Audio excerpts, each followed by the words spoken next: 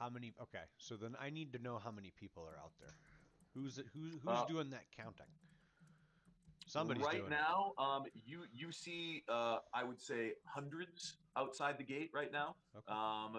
Rough estimate, you're probably looking at under 500, but probably more than 200. Okay. And that's just outside the gate. You can see, like tents and lean-tos stretching down the way there, the whatchamacallit, That the those the trade numbers road. those numbers seem to make sense for like a you know an evaporation event. Right. We're gonna call that an evaporation event. And that's just outside this gate. That's outside the Basilisk Gate. Right. There's the Black Dragon Gate up Yep. front No, where, I was counting the gates and I was listening to your maths. And yeah, then I was yeah. given my So I was doing my own little actuarial work for death by evaporation of city versus what population would be outside of that area potentially and real right. playing real loose and fast with the numbers, you know. That's right. Now you're going to go and get a real quick survey. Did you have any pre-existing conditions, sir? I was told there would be no math. Yeah. Thank you, Well, Chevy. you're shit out of luck there. So in order to get out, basically, the guards, the Flaming Fist guards at the gate, give you a little bit of gruff. They're like, hey, we've got the gates shut for a reason. Nobody goes in or out, but all you have to do is mention Zaj, and they'll begrudgingly let you go. Does it give the feeling that I mean, just trying to think of myself in a large city behind a wall, and we're leaving that wall. Does it feel like perhaps it's going to be swimming? Uh, uh, well, it's going to be difficult to come back in through this. Um, it Uh, it seems like right now, you anytime the gate opens and opens and shuts there, which you have yet, you've seen it once. You get people kind of get up from what they're doing, and they try to make their way towards it, and that's when a small company of a squad of Flaming Fists go out, and they basically cordon off the area. It's almost like riot patrol. They make sure they clear the area of the gates, sometimes using clubs and giving people a good whack upside the head, just for good measure. Again, Uh, just like LA. just like right. And then, but once the gates shut, then people kind of resign themselves to go back. And it's so anytime the gates open, you get cries, pleas for help, and oh, just please let us inside. You don't understand. We've been out here for days. There's no clean water. But we have money. We can pay you. So You it's can pay. Are you pay? We could start up new smuggling ring. right. But it's it's you're pretty confident that because you have the writ and the badges from Zaj, you will be able to get back in as let's see now, Thunder and Lucius and I forget who it was last session, but they had to travel outside of the Black Dragon Gate to get to the stables, and it was the same way. They got in, got back within 15 minutes or so, and the guards let them right back in. So How do you spell Zodge? Zodge. Okay. And you said we have a badge and writ from him? Yes. I have So a badge. yes. You all have badges deputizing you as deputies in the Flaming Fist, good, bad, or otherwise. Wasn't I already a captain? Well, you were the captain of the city guard, or sorry, not the city guard, of the The household House household guard. guard. Yes. So although Elton is the founder of the Flaming Fist, you don't have any And let's just rank say that within there's the some organization. bullshit. But you do like the most, Zaj recognized you, you and Zaj, yeah. So even though you don't have a formal rank, you do have a lot of input and sway with those that Are are still loyal. correct. An interesting thing happens as you are walking out. You see there is a merchant and a gate guard are arguing apparently over how to accurately measure and compare the sizes of an unusually small donkey and an exceptionally large peacock. Because the merchant seems to be arguing that since the donkey is so small, he should fall under the aviary rules for the price for stabling. Well, the Flaming Fist guard is saying, well, it doesn't matter how small that donkey is or how large the peacock is. It's the donkey has to pay the donkey price. I don't care if you can put him in a peacock cage. And they will look to the party as you guys are walking out, and let's see.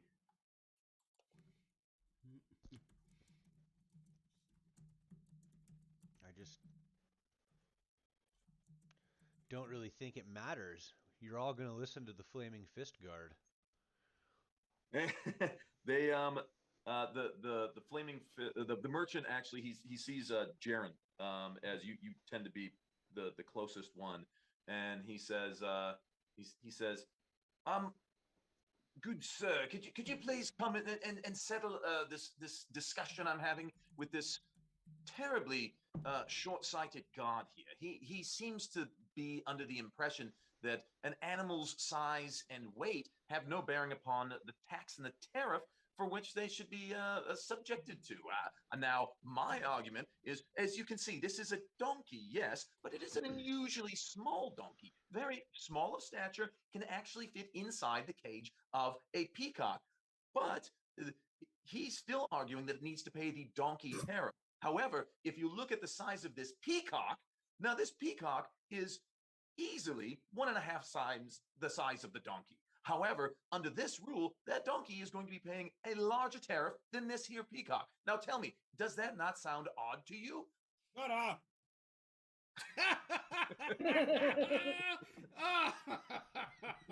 That hurts me. I just walked right past him, like fucking whatever. And I put my claw in his face and just struck And he goes, right "Oh, past him. well, that was quite rude." I walk past and I say, I apologize for the cat. I But- literally just crawled through a fucking sewer. I don't have time for this shit. I apologize for the cat, but I too have no interest in your argument. And he kind of looks and he's like, "Well, thank you at least for being polite about it."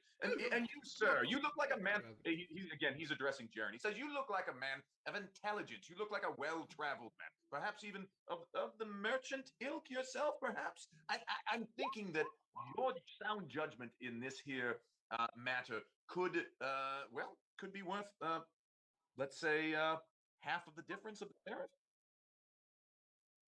Mm. Is there some reason you're addressing me at this moment? I think you can see that we're wet, tired, we smell of animal dung, blood, perhaps offal. And frankly, my friend, the pirate, is carrying a very large bag of gold that I would desperately attempt you to try to take from us right now. He looks at you and he says, "Oh, I did not mean to offend. I am sorry, sir. Judging by that strong jawline and very well oiled cloak, I believed that you were a man of weights and measures. Never mind. Let me not bother you any further." One quick question. I'll Your step up donkey to him. Excuse me, sir. What's Jaren saying? Is your donkey for hire? Push that donkey. Well, I Push that suppose, donkey I now. suppose, Jaren, that would be we'd need to figure out the fee based on the system of weights and measures that we're utilizing. He says, "Well, I pull a dagger out and I put it right at That- Lucius's face, but not another fucking word. He says yes. He says absolutely. Like you guys have no idea the rage that is going on in my head right now. The screaming voices. All I can hear is people like this demonic female laugh. I hear thunder. Are you that I can saying barely this understand. out loud? And then I have this guy with a donkey in front of me begging me to take his ass. So at this point, I'm going to hire his ass.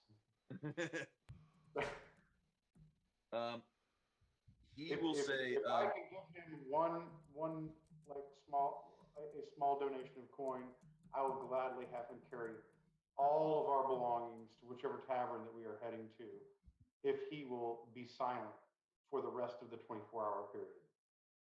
And I will gladly not remove his tongue at this point. yes, he says he is absolutely willing to hire out the donkey for porter services.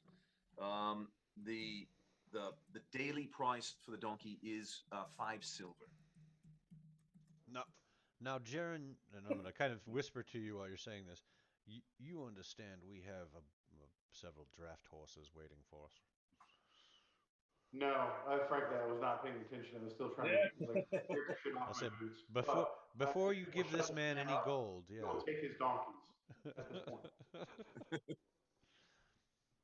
But I will yeah, not if make you 5 are silver for him interested, to carry all my stuff. yeah, if you are interested, then yes, the price would be 5 silver. Although small in stature, he is large in carrying capacity. Very good donkey, him. Good stock. So at this point, Mark, I would like to actually make a perception check Okay. to see what I can understand about this man. While that is happening, or as part of that, I would also like to reach out with my divine sense to see if I can ascertain anything untoward or evil about his presence. All right. Yeesh.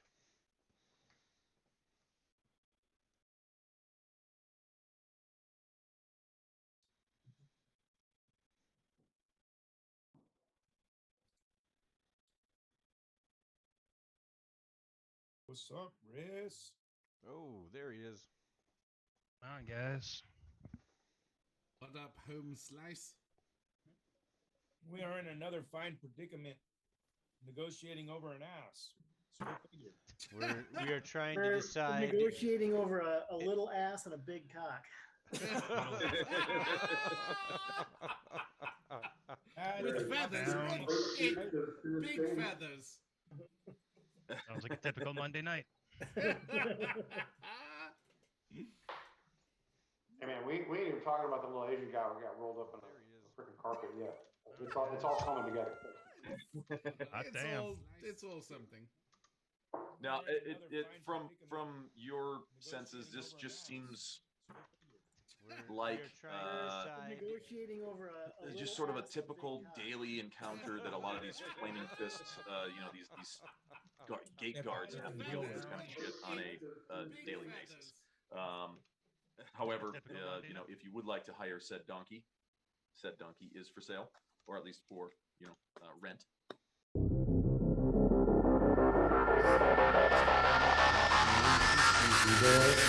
The NPCs sing with me, we don't need the NPCs, okay?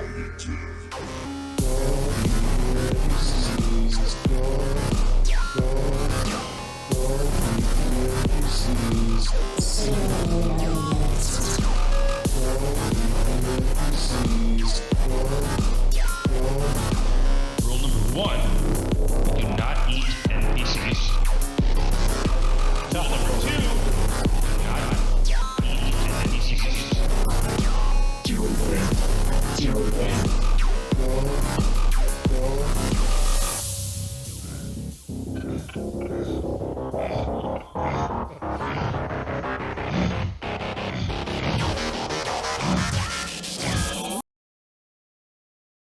Say welcome. Welcome. Welcome. Hello, everybody. Welcome. It is Monday night. We are the Critical Fail. Yay! Look at my awesome shirt. Yay. It says Run D&D. It's apparently based off of people that like to both run and play Dungeons and Dragons. So no subtle text there. Look at my shirt. It says Studio Ink Tattoo, but it looks like the Dungeons and Dragons font. Somebody should get copyright infringement for that bullshit. Not naming names. Studio But, Yeah, Studio Ink and ATS. somebody should, and somebody should get off their ass and give other somebody's the shirt. That they bought. Not that This is not that very I'm true. like projecting anything right now. They call it Ooh. manifesting now. It's called That's right. manifesting. Round 2, I'm gonna have to do a different color. Well, we might go like black and white ringer tees. Well, we might just go, straight up white with like black logo. We'll Yellow have and to see. burgundy. Ooh, I love it. I love it. Chartreuse and lavender. Ooh, don't forget a mauve. Get a mauve in there. No good will come of this. Dear Lord, that was exhausting. Hi, everybody. What is it? Well, we are the Critical Fail. We are a group of role players. You've probably seen us before. Let's see. Last week we were on the Tonight Show. There was Fallon before that. The post office with the posters. That's right. Yeah. The side of milk cartons. The have you the seen me? FBI bulletin board. We won't advertise that one quite so much, but yeah, you've seen us around. We do stuff. And tonight we are jumping back into Dungeons and Dragons 5th edition, Baldur's Gate: Descent into Avernus. This is it's a pre-made D&D adventure. I'm actually running the Alexandrians remix of it, which is it's at the alexandrian.net. Which is part of the great library at Alexandria. Yes, yes. I just thought his name was Alexander. I never even put that together. That would be the Alexander. By the way, folks, he is a Minnesotan. Oh, is he? I That found makes out. sense. I emailed him about something Shakespearean, because he had made a Shakespearean comment, and we were shooting the shit about acting, and found out that he was from Minnesota too. Fucking small world. That's awesome. I love that. That's right. The gaming mecca that is Minnesota. It's the new writer's mecca of the world. That's right. It's so the Alexandrian.net. He basically goes and finds the flaws, the inconsistencies, loopholes, things that need to be tightened up, tied together. Some things need to be just cut out entirely due to the fact that they just don't connect. And he does a fantastic job. You can look him up too. He's done a great one for Waterdeep as well. Yeah. For Dragon Heist, but none of these guys can look at that. So that's right. It is off limits. But for any of you that are in the audience that are thinking of playing Descent into Avernus, or if you've already played and want to replay, strongly suggest giving it a look. It's 100% free. This guy he is a saint and a scholar and a gentleman. And so he does this all just for his own and everybody else's pleasure. And I think he's worked in the industry for a while. Like, I think he's done. Oh, like he's in porn? Yes. Yes. Oh, also he's different industry. Sorry, because that's we only talked for a few minutes, but that would come up. He's also our new sponsor. Right. Yeah, I'm here. We can play now. Okay, good. All right. Yeah. Sorry, we were just holding off. Wrapping bodies. It was a rap battle. Oh. So that's what we're running. Highly suggest anybody. That's what we're playing. We don't run from shit. That's right. Go and look at the Alexandrian.net. Happy to shout him out free of charge. Yes, indeed. Again, we're the Critical Fail. Some of us have been doing this since like the 1980s. Back in the first edition Dungeons and Dragons classic D&D days, where a race was a class and a class was a race. So if you were an elf, that's all you were. You weren't like an elven wizard or an elven fighter or an elven bard or you were just an elf. That was it. Enough said. Elves be elfin. Elves be elfin, dwarves be dwarfin. Halflings be halflin. It's all good. We're very much enjoying 5th edition. We've been running this campaign now for just a little bit over a year, about 13 months maybe, and having a lot of fun with it. I'll catch everybody up to date once we do all the introductions. I'm the Dungeon Master. My name is Mark. Hi, I'll Mark. be leading this merry band of hobo slayers as they slay all the hobos, steal all the loot, and make off with all the horses. Give me my hobos! Give me my hobos! Let's start with our Hollywood Squares edition to this guy right over here. That would be the one and the only, the illusionist. Oh, hello, everybody. Illusionist. Did somebody say illusions? Oh, my. I'm Mordecai, the illusionist. Joey. Hello, everyone. I'm a tiefling, this guy over here, and I do illusions. And we're at Candlekeep, and yeah, I'm going to read some books on illusions, so that's really all you need to know. But I have a lovely party member who accompanies me. Her name is Lady Admin. Elsa, I said. I'm just changing it. Oh, like, I have oh, to change shit. mine too. I was making fun of you, and then look at this. What's going on? Right. That's karma. So true. And Miss Lady Elsa here Oh, will explain. Thank you. So yes, I am not admin. I am Courtney. And Hello, I not play- admin. Yes, hello. Not Good day. I play Elsa Elton, and I'm a half-elf sorcerer, and I am the female of the group who has a year of real-life experience playing D&D, and 5 days worth in our land. And I am accompanied by all of these folks who are helping me get back to my place of I'm not a throne. I can't even think. They're getting me back noble. home. I'm a Your noble. noble manner. Thank you. I will now pass it on to Darius Coda. Yeah. Milady, I am ever thankful and gracious that you would choose me. Hi, everyone. My name is Alan, and I play Darius Coda, the half-orcan bard of eloquence. And I, of course, serve Lady Elsa solely because her entire group saved me in a situation where it looked as though my life was possibly on the line. And ever since, I have fallen in with this band of lovely ne'er-do-wells and whatnot, and I'm quite enjoying myself, and am composing a good theme, I think, for an epic, possibly poem, possibly great sonnet. I'm not sure, but while I'm thinking of which to choose, I will of course pass this over to one of the most impressive members of our party who seems to hold the glue of it all together. That would be my lovely drow friend, Riss. Hi. Marcus name is mine.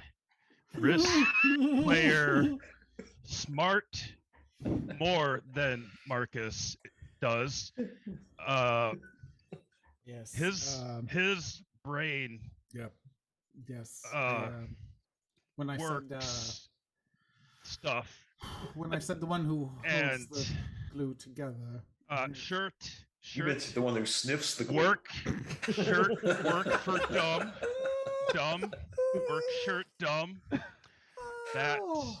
that plays stories here. Brain. Does anyone else smell burnt toast? Oh, God. Only him. His stroke is so powerful, we can smell his toast. Yes. Yeah. Translation. Yeah. Sounds like a commentary from a porno I watched. Yeah. I want that on a Translation. t-shirt. There it is. I'm Marcus. Want that I on a play shirt. Riss. Riss is my character. He is far smarter than I am. That's what he does, is the thinking. And I am wearing a dumb shirt because I never changed out of work clothes. Nice. Now we're all caught up. And now I shall pass on to the guy who is half the drow, half the brain, half the I don't know. Half the admin. Well, I'm half He's the half- drow the I pain in the ass. used to He's, be. he's only got half a brain. What? That would be Lucius. Thank you for that introduction, Riss. My name is Lucius Davalen. I am as my compatriot has mentioned, I am a half drow, which means that yes, I have half the evil. I never thought that when I entered Bardic College that I would be saying this, but I appear to be part of the muscle of the group. Hey. No offense to those who wear the giant suits of armor, but my expertise with the sword and knife have come into play far more than my use of lute and flute. And so you see, I have become a bit of a battle bard. I have no desire to compose songs nor poetry. However, I do intend to inspire their creation with my tools of the trade. I will now hand it over to someone who does it far better than I do, Jaren, the Hellhound Kincaid, whom I never want to be on the wrong side of, I assure you. Amen. That's right. I am Jaren with my Batman voice. No, my name's Jay, and I do play Jaren, and I like to roll a lot of dice. So, with that, I will pass it on to. Let's see. We only got one left, right? Two left. So, without, go ahead. Just one left. Yeah, I totally don't know who it is either. I'm channeling my inner thunder right now. Just He's slept with more party members than most of our party members. I will pass it on to. Then I shall go. Grid. I'm Greg. I play Peregrine Ghostwind, also known as Grin. He's a human fighter with a boomstick. You're there for a second. Human fighter with a boomstick and a toothpick sword and a heart of gold. He's got a cutlass. He's got a solid sword. There you go. There's the picture of him right behind me. And he's got a taste for love. And that is everyone, isn't it? I think so. There's a cat with a cat. But aside from that, that's everyone. Cat with a hat. A cat with a cat without a hat. And a dog with a log. Oh boy. Dog with a log. A bird with a turd. Yeah, I think I'll be a shitbird. All right. So what we have here. Oh, again, yes. My name is Mark, but I am the dungeon master. So what we've got going on now, our characters have made their way out of the city of Baldur's Gate. Took them only 1 year. 5 days in game time, roughly. Actually, I think it was more like 4 days. Which, of course, when Darius was doing his introduction and he was like, and they saved my life. That's why I was like, that was years ago. Oh, no, wait. Yeah, I guess. That was 6 months of probably sword like time. That was not even last week. Right. But they have made their way out of Baldur's Gate after much hubbub, and there was some very close encounters. It seems as though the Van Thamper family, or at least the remaining Amric Van Thamper, is the only one. Well, I guess Mortlock technically is still alive as well that you know of. But for certain, you have killed Thalmara, who was the former Duke of Baldur's Gate, as well as her son Schnelope. No, sorry, it was. I'm like, his name was this guy, Fremen Thirstwell. Thirstwell, of course. Right. No, but how can you forget old what's his name? So there is Thalmara. Oops. And here is good old Thirstwell. Now We know that they are dead because our hobo slayers have slayed both those hobos. Mortlock, however, is believed to most likely still be alive, although he was seemed like he was no fan of his family and was very much looking forward to their demise, which leaves the one and only Amric Van Thamper as Who the technically we did kill, but we brought him back to life. the lone remaining Van Thamper, and there he is shown with his very fancy bandolier of daggers, which is now in the possession of Lucius de Valen.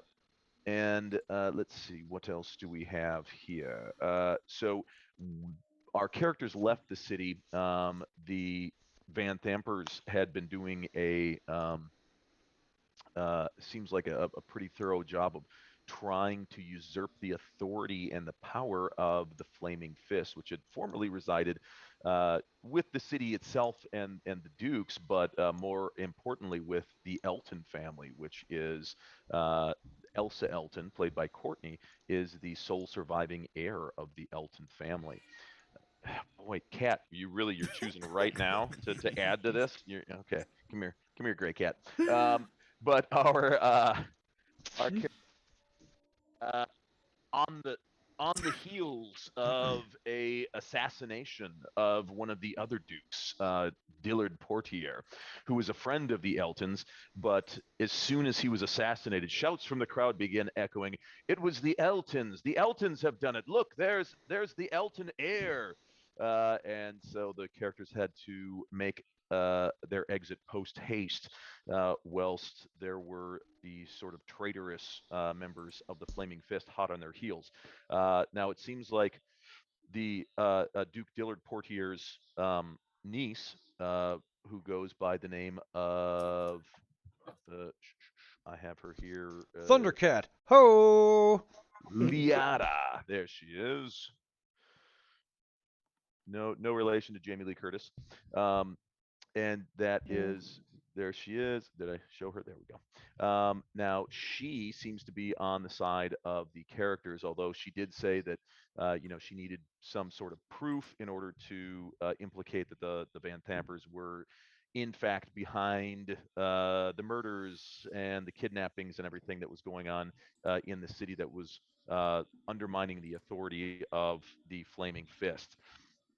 So it seems like she would most likely still be an ally, because she obviously knows that that our players did not assassinate her uncle, as they were in the midst of a conversation with her when someone else from a different part of the crowd shot the fatal arrow that caused the late Duke Dillard Portier to explode, erupting demons and devils from his corpse that went and attacked the crowd. So they talked to a former prisoner of the Van Thampers, who happened to be a researcher, a man of books and a scribe of knowledge, who goes by the name of something else. Nothing but names here. Because he really is something else. Yeah. That's what we all said about him. We were like, his name was... that dude's something else. No, it wasn't Clem Jasso. Alistair Fisk? Yeah, Fallister Fisk. Thank Fallister you. Yes, Fister. I have so many. I'm like, was it Giva Azib? Nope. Jilix Warren? Nope. Abu Al Tazet? Nope. I'm like looking through all my different NPCs here. No, and he said that his patron, his mentor, a woman by the name of Silvira Savikas, who is a tiefling researcher and probably the preeminent authority on all things relating to the Nine Hells, and happens to be a researcher at Candlekeep. Now, they showed her that they have a couple of very interesting things they found in the Van Thamper lair, one of them being an infernal puzzle box, which she was able to The one I tried to hit on, right? verify that, yes, there's the puzzle box, as well as a shield that they found that was in the possession of Thavius Krieg. Thavius Krieg being the former High Overseer of El Terrell.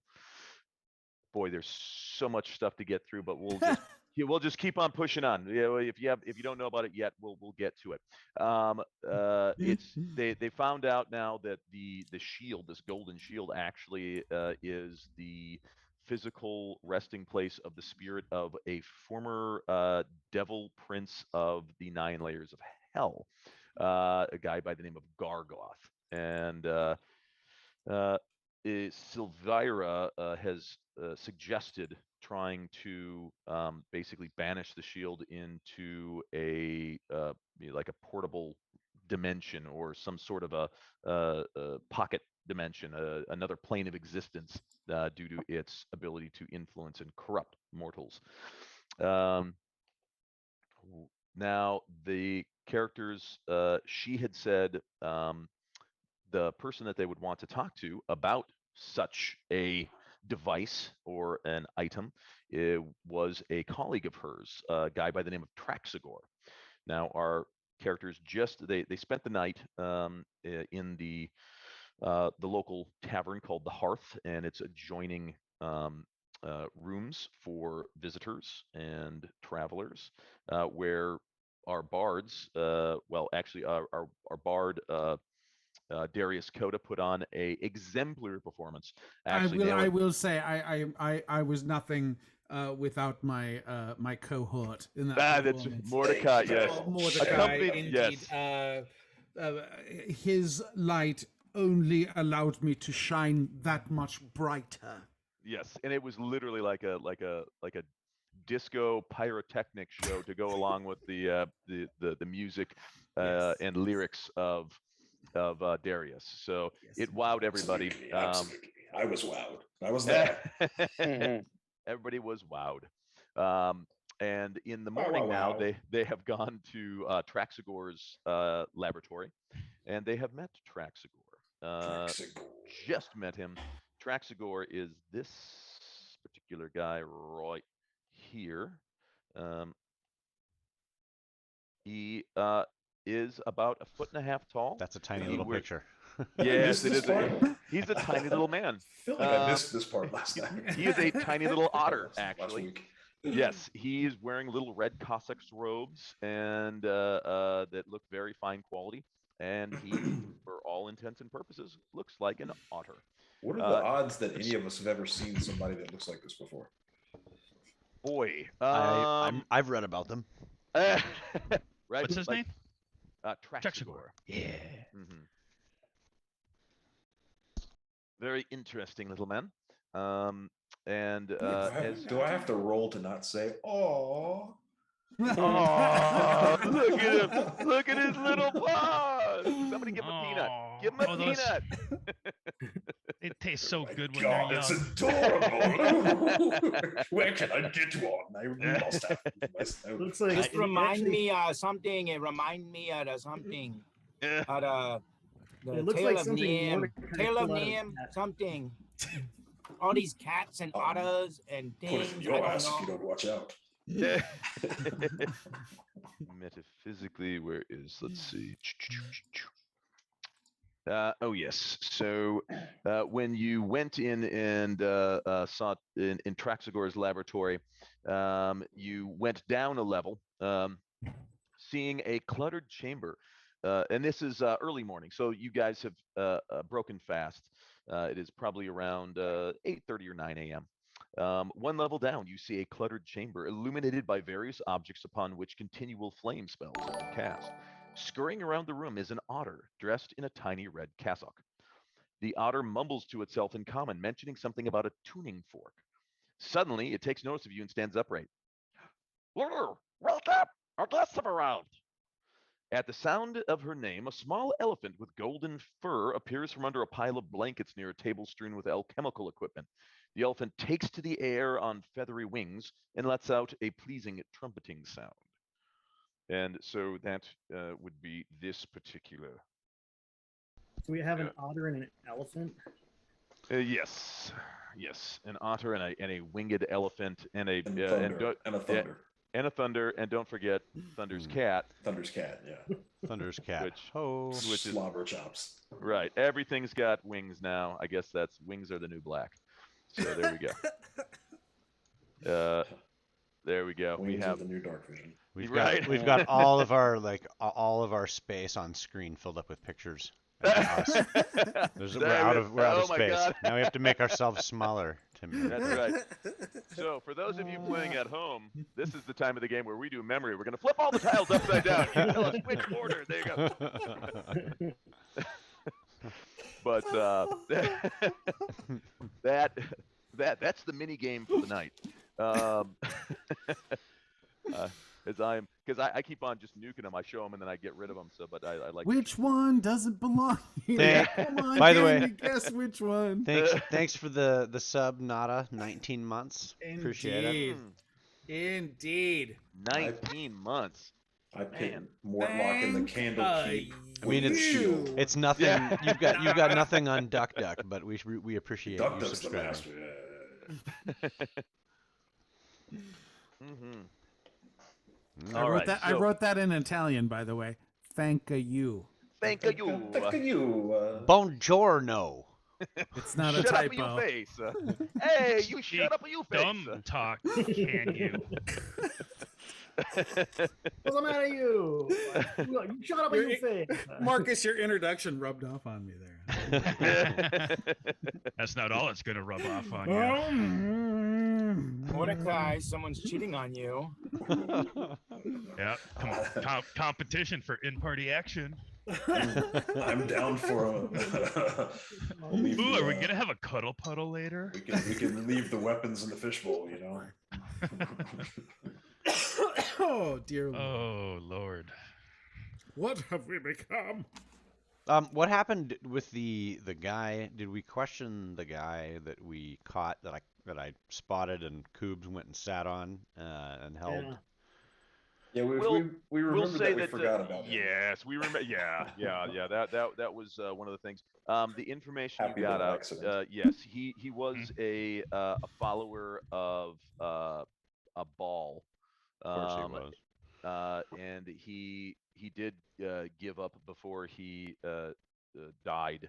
Expired. That he had, in fact, that he was working for the Van Thampers, and it didn't matter that he told you that because there's no way you could possibly win. He said before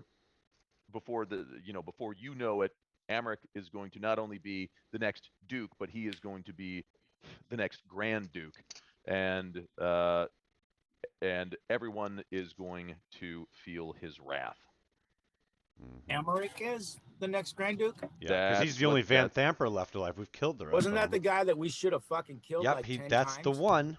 That we Yep. could have killed like 100 God times. damn That it. we could Somebody's have. got his finger. I was. Is it Riz? Riz is like, oh yeah, hi Amric. I wave Wonder at if him. you can I feel wave at him with this one finger. You want it back? Come on. I mean, We're gonna shove that finger down his throat. And kill him. there are many situations where torture is the right answer. Absolutely. Okay, so we found out he is a follower of Bane that is working for Amric. Ball. But yeah, he's one of the dead three. Yeah. One of the dead three. Yep. They Ball didn't- is basically Where do the these god of fuckers murder. keep coming from, and how does nobody notice that? Like seriously, like there's a lot of we've murdered so many Bane, Ball, and Merkel followers that like I'm like at this point in time, like people have to know about these folks. Like there's too many of them for this to be secret. Well, yeah, I think No, you know, yeah, the whole the diary of Thalmara, the one that Riz just recently uncoded, has got all of the details, the hierarchy, the chain of command. You know, a number of these names you recognize, people that you have actually met and killed. You know, Vaz was one of them. There was I can't remember some of the other names. But it not only shows that you know how they were operating, but that the Van Thampers were in fact payrolling the entire operation. Yeah, we've got proof. Yeah, we've got proof. So you know, I'm gonna like. Well, never mind. We already did it. He's already dead. That's what we're doing. Stop hitting him. He's already dead. Okay. All right. So yeah, before he dies, I just say thanks for the information, and then I stab him in each eye and walk away. I'm like, goes, God damn it! "Ow, After my Riz, eyes!" after Riz leaves, I'm like, God damn it, he's not dead yet. I'm gonna be like, you always Ow, do my this. throat! Yeah, as I start like fishing for a juggler while not looking, I'm gonna be like, you always do this. You just leave him behind, and I gotta deal with him, poking him over and Clean over. up your mess. Yep. Yep. Leave him maimed. Yeah, but Leave him now maimed he and hasn't seen useless. us. That's right. Well, no, he still saw us. I'm gonna cut that guy's finger out, or cut that guy's finger off too to add to the Add it to collection. Making a necklace of We're fingers. gonna make Trophy case. That's right. Mount it. Have it mounted on the wall with a little We're gonna plaque have and a caltrops when the one standing up is gonna have a finger in each one of them in our display case. Holy shit. That's I like hilarious. that. There we go. Yeah, there we go. I dig it. All right, so you have gotten to Traxigor. Again, now Traxigor is the otter. The otter, yes, and locked away in an extra dimensional space. And she said that yes, Traxigor would be the guy to have. Absolutely looks like the guy that would have a Right. battle. Right. Wait, Like- who's locked away in an extra dimensional space? Well, no, the shield. Silvira Savicus had recommended. You know, she was like, "Hey, it's your shield. I'm not going to take it from you." But I She would. took it from us. But you But gave like a it to her. vampire said, if you invite me in, I Yeah. will. but And you but she fuckers said. gave it to her. My But shield. she did say, this is my suggestion. It's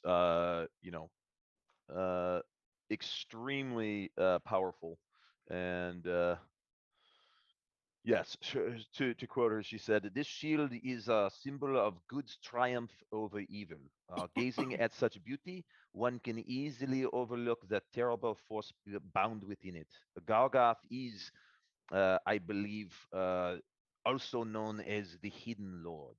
He was a pit fiend sent by Asmodeus to corrupt mortals on our material plane, and there he amassed such a following as to rival that of the gods. In that way, Gargoth became a sort of a demigod, and having worshippers increased his power exponentially. And look at him now, and my how the mighty have fallen. This So shield I has am a the paladin looking for a god. Just saying. and that's totally on the table. This shield, it has the power to corrupt everything around it. The Hune family of Baldur's Gate has kept it for years now. Doubtless they will want it back, but this shield should not be taken to any place where thousands of mortals reside. It needs to be locked away in an extra dimensional space away from corruptible souls. Now, that was her advice. So I absolutely is think there it should a- be on my back. Is there a mountain filled with lava that we can do a mighty quest to and drop it in? I was yeah, and actually- there's actually some giant eagles that could easily take you there. Oh wait, sorry, they're not No. available. Nah. Let's We're gonna walk. We wanna No, sounds no, dumb. my good man, they're booked up through February.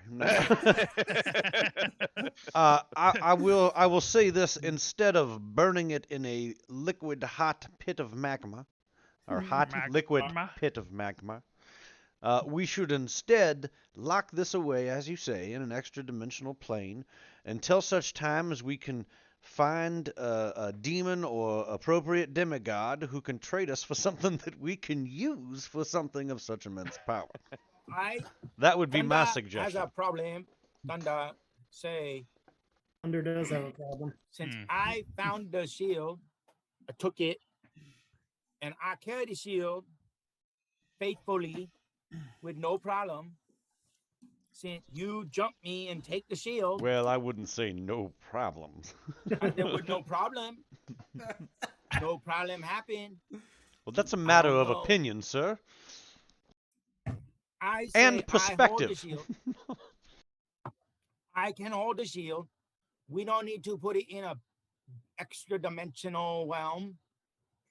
We just Oh, wow. a realm. Wascally Tempura whelp. dimensional That's exactly what I was thinking. Multiple Well- strokes happening tonight. Where Ah. are the nuclear vessels? The Wessel. Hey, it's hard to maintain. It's very difficult to maintain this accent while making up this drivel. So Respect. Yeah, props to you, man. I hold the shield. No problem. No problem here. But I think there is a problem. Mm. You just cause you think the problem, no problem. It's in your mind. Not Six no time problem. I have the shield, no problem. The problem is actually in your mind as well. I I beg believe, to I differ. believe the problem has been in all of our minds. I don't know. The shield talked to me. Hey, my friend, I think it good. Real friendly shield, that's the simply. problem. Yeah, you're Thunder. right, Thunder. No problem there. Either way, guys, I say we sell it to someone else. In the time being, let us just vote on it. No vote. Shall we give Sell. it to Thunder? Raise your hand.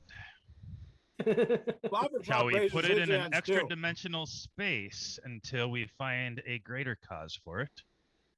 I say we give it to Mordecai. Well, that's 2 for Mordecai. All right. There we all right. go. I'm sorry. I feel like Democracy just worked. I feel like we should state that we are not living or subsiding in a democracy. Your ladyship, what shall we do with this shield?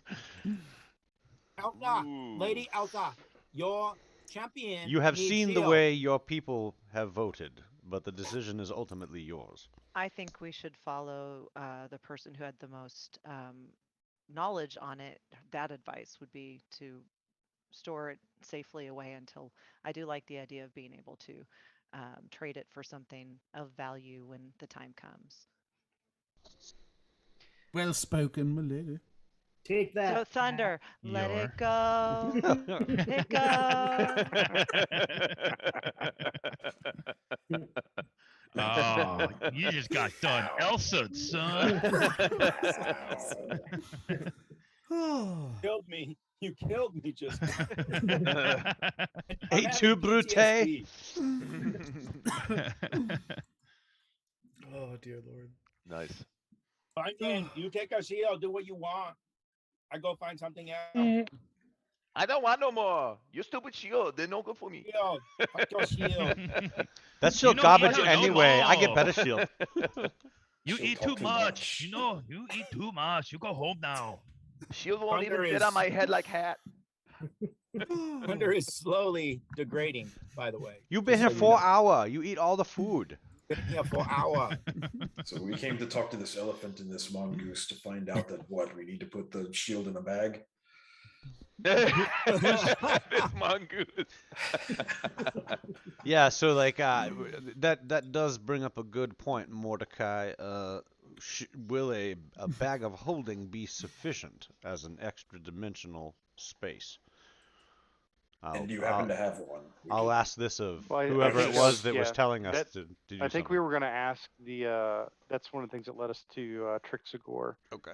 That Civicus recommended that we speak to Otterman about. Otterbox. Yeah. and Make then a when damn I fine like, phone case, son.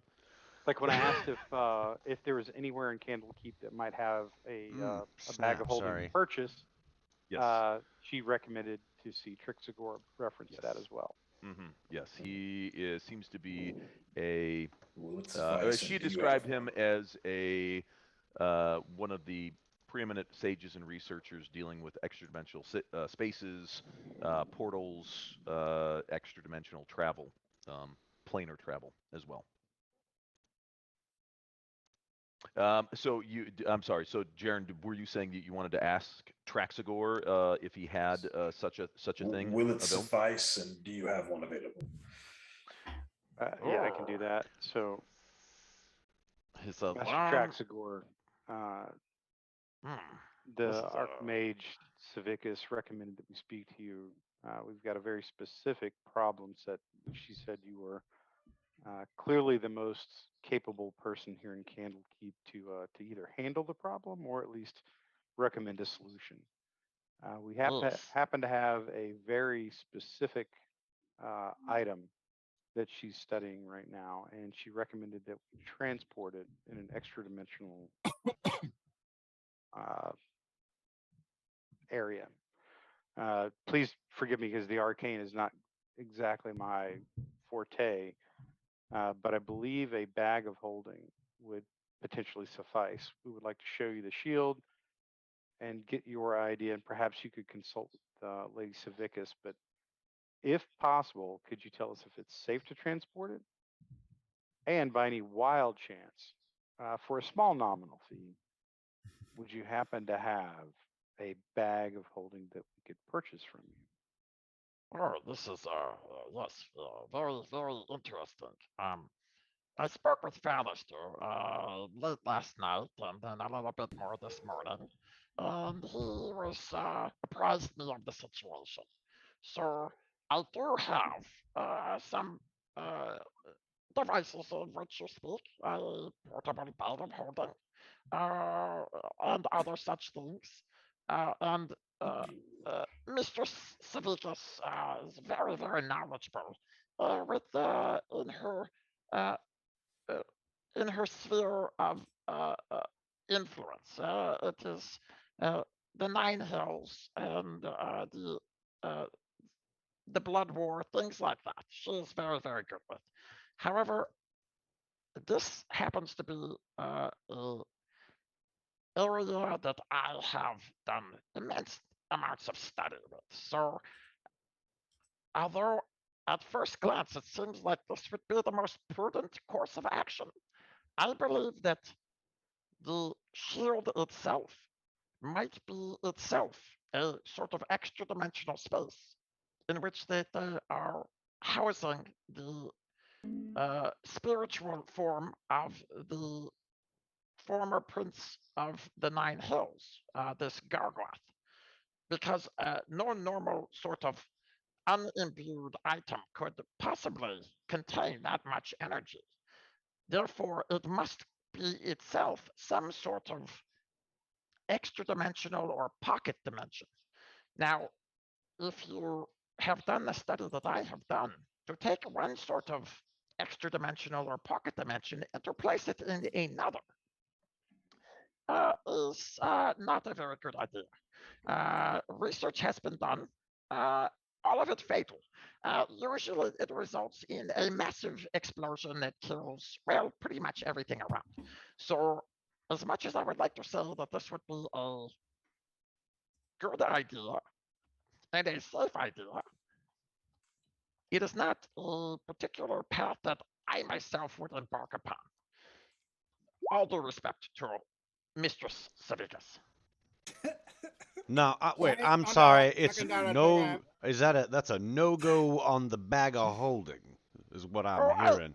I can supply you with a bag of holding. However, I would strongly suggest that you not put the shield in a bag of holding. That's I'll what take I. that bag of holding. That's fine. Yes, I'll of take course. the shield. I'll take two here. No. I take the shield back. I take the shield back. So then You what? don't need to What? put the shield in the holding. Okay, we know Thunder's vote. What? So what sort of extra planar or extra dimensional or extra Put a hole in a hole. planetary storage were you speaking Yeah, of? what were these other items that you were mentioning? There is also, there is a portable hole. Oh yes, I Oh, believe that is what we are seeking for sure. I'm very interested in that. Yes. And a bag of holding. And a bag of holding. We want to put the bag of holding inside the portable hole, right? No. Have you not listened to what I just said? No, you never want. Oh, I listened. I just wanted to hear you say it again. This is exhausting.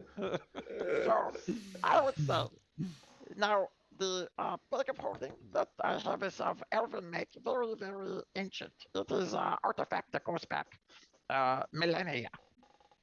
And the portable hole is something that I have been working on myself. And it is. How tight is the hole? It is. Papa would like a portable hall for himself. I am still working on trying to tweak, trying to just iron out final details. I could provide, but no, it's not maybe 100% stable. Even better. Excellent. I don't think it would be dangerous as far as like explosion, dismemberment, death, nothing like this. But possibly sometimes I put something in hole and it just come right back out. I don't know exactly. I've been doing experiment trying to figure out why, but You had We, no portable we hole. shall continue your experimentation, sir. We will keep a journal of every use, and we shall note any changes that we see. We appreciate your assistance in our cause. Thank you so much. I can absolutely. Thank you very, very much. And please take very good care. I need this back. This is going into my Oh, of master course. thesis. Of course. Then you'll be able to complete your thesis with some actual field usage, so to speak. Oh, yes, this is very good. Yes, Yeah. right now it's all been confined to a laboratory, so I wonder if that might be tainting the evidence. Yes, let's get it out there in the real world in the elements. Yes, I would be more than happy to provide this as long as you take very, very good care.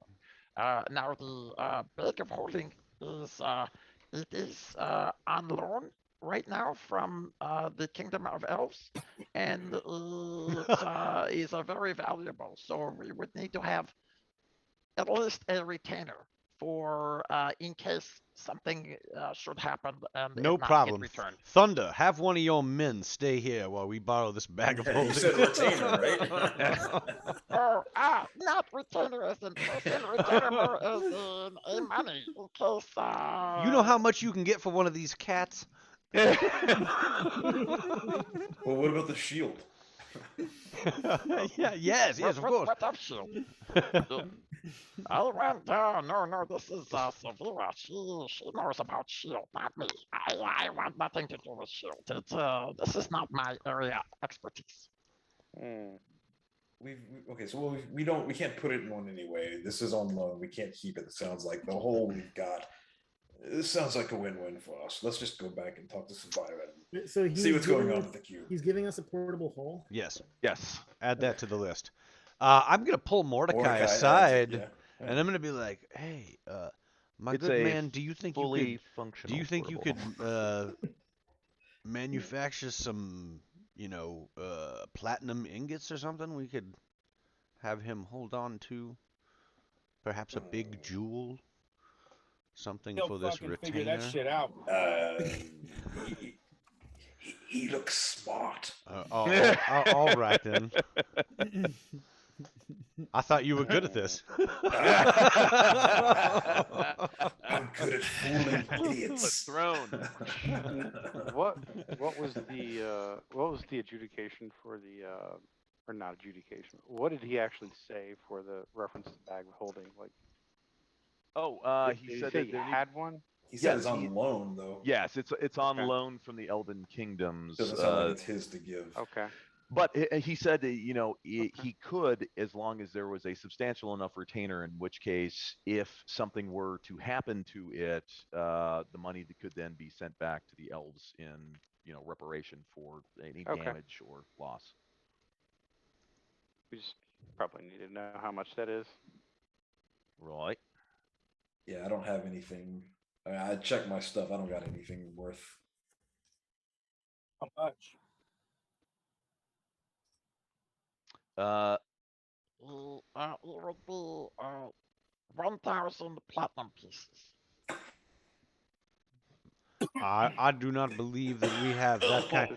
That would require us to spend more of our operating capital than we feel comfortable with at this time. This would literally have to be the world's largest bag of holding.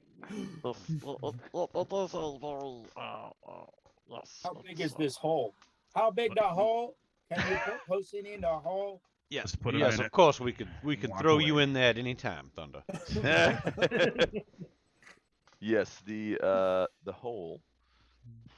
Ooh, pardon me.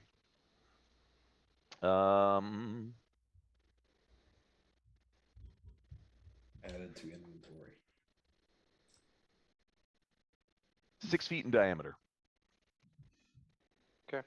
And he'll sort of give you a tutorial on how the portable hole works. He pulls it out of his pocket and just says, Oh, yes, sir. This right here. Looks like a common handkerchief. It is purple cloth. Folded up. Looks just very nice, like a pocket square. However, it does not go with my red. It is clash, so no. But for you, if I unfold and place here on ground, and you see him, he tosses it on the ground, and it makes a 6-foot diameter, basically sort of a black hole, and you see the edges of it are kind of like, every once in a while you'll see like a little like rim of almost like fairy fire, like a little purple kind of like electricity goes around the edge. He's like, I'm not exactly sure why that does that, but it is under observation. Try not to stand too close. And don't put yourself in. Or anything that you like. Or want to keep. Or alive. I look Other than around. that, it's perfectly safe. Is there anything close by that doesn't look important?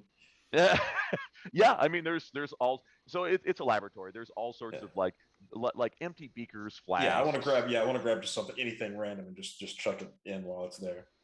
All right. Let's say you just grab a standard.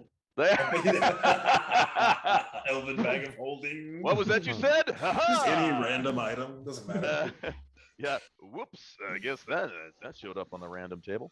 All right. That's your empty beaker, anything. Right. Where is my? Dang it. Let's do this and.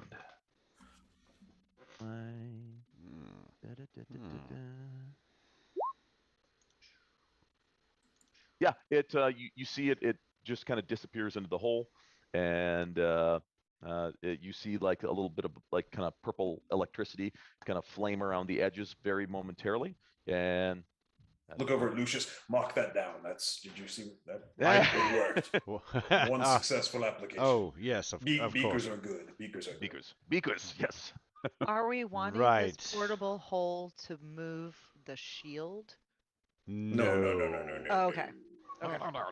Portable hold is It's just for not a for shield. side experiment. And can we get what we put in back out? Or is it like a trash can? No, you can get it. Yes. How this do we is get this is most a of the very time? effective. This is a very effective magical item. You see, you just take your item and you place it in the hole. When you want it, you simply reach your arm in and you can feel the items in the hole and pull out the one you want, like so. Oh, can you? Because I thought he said don't go in the hole. We do not want to put the shield in the hole. And There will do cause. not go all the way in hole. Yeah. Yes. don't do No, Arms you are can reach safe. in hole. Okay. Now I So- do want to clarify. Now I have read Arms. I have read from previous adventures in different stories at college of people being smuggled within a portable hole. Are you saying that yours would be somehow not worth doing that in, or somehow dangerous? So full disclosure, sometimes I put something in. I put an egg, and when I reach in, it came out scrambled egg. I'm not sure why. This so far only happened with living thing. I put in a flower. It was a daisy, and it came out a stick. Uh-huh. A stick. It was just a sort of a dried up withered stem. Uh-huh. Not What sure why. happened? We put the person in, I like see. Emirate. I have not tried putting any sort of living creature in yet because I We could believe try. Slava chops. Get slava chops. Bring the I cat. will say, I cannot condone putting any sort of living creature in because I cannot guarantee its safety at this time. I You like a see. pit of death? You kick them into the pit of death. This is Sparta!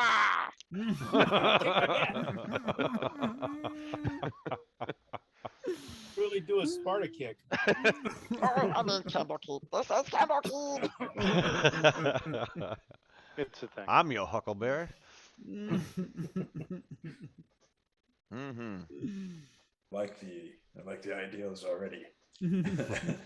Yes, this we'll be sure to put this to some good field usage and see what happens. There, I guarantee you, sir, there will be plenty of living things thrown inside this hole. So we will certainly, all in the name of science. all in the name of science, we will certainly try to ascertain the cause of the change and and extrapolate its uses in real time. Oh yes, please document very carefully. Here, Yeah, here are yes. these. Uh, And here, take this, and this, and take this one as well. Wait, I have over here, there's another notebook, and this one. Take this one as well. And, this one, in red is annotation. Annotation, make sure to I'm just make taking careful attention. I'm taking the books and I'm throwing them into the portable. No, I was gonna say I was gonna stack them all up in my arms like this, and then I was gonna throw them in there at once. I'll be like, excellent, and I'll throw them all. We'll file all these away for reading later. This is years of research have gone into this, so yes, please read very carefully. All instruction is in this book.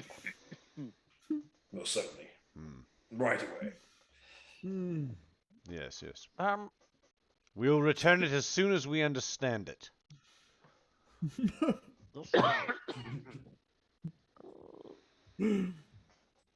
You have my word. Much studying. Let's see if we need to find out if she was able to open the cube or not. She's never been Alistair, seen tell since. Yes, Alistair told me that she has been working very hard on trying to open this infernal puzzle box. Very interesting. As infernal puzzle box is, in my line of work, sort of a pocket dimension, but very, very small and very specific. I pretty much opened it myself already, but I closed it back up so that she could get the full experience. Oh, interesting. Do you have notes? I would like to copy those. They're in the hole. Oh. If you can get them out, please send a copy. I will have Alistair. He can transcribe for me. It's very interesting. Bring them back with the hole. Yes, you, Lulu is sort of flying around at this point. And he's like, oh, yes, sorry, this is my friend Lulu. Lulu first, she was a friend of Silvira. She found Lulu just outside of Altero. She was staying with Silvira for a while, but Lulu did not like Jezebel. Perhaps you meet Jezebel. Jezebel was Silvira's familiar, tiny little closet. They not get along. I believe we've seen them. Cute little thing. So instead, Lulu come and stay with me, and we get along very good. Lulu, very good company. I see. I've only understood about 50% of what has been. That's right. Let's see.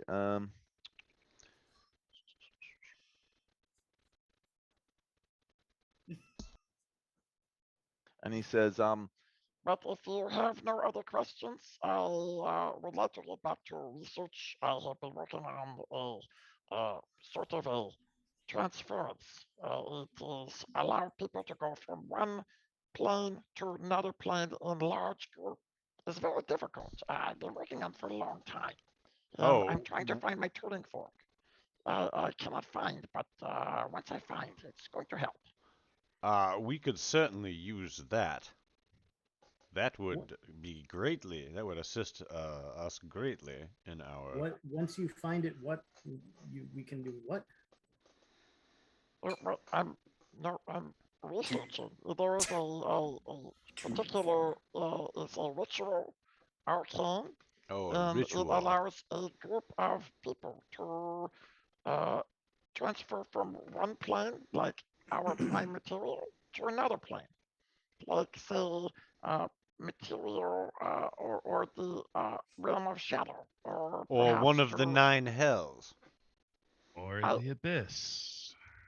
You see, I know you've been hanging out with Severa too long. She told me this all the time. No. Why you want to go there? This place is very, very scary. No, I would say, why, if you can go to another plane, go to Happy Place.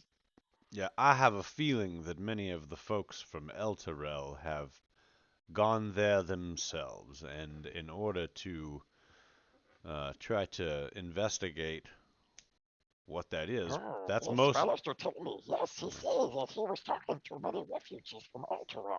That many of them say that the city is now, like, got taken down into 9 hells. This is very bad.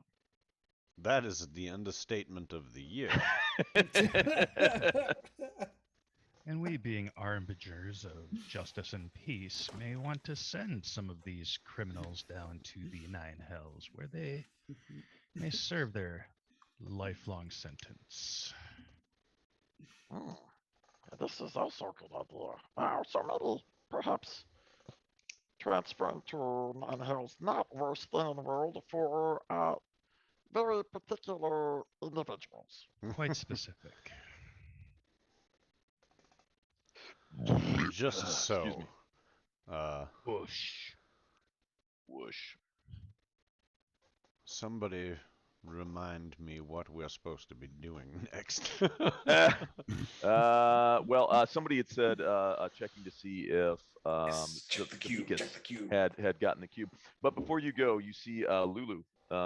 Again, Lulu is the little Hollyphant. There we go. Yes, we got it. Still got her up on there.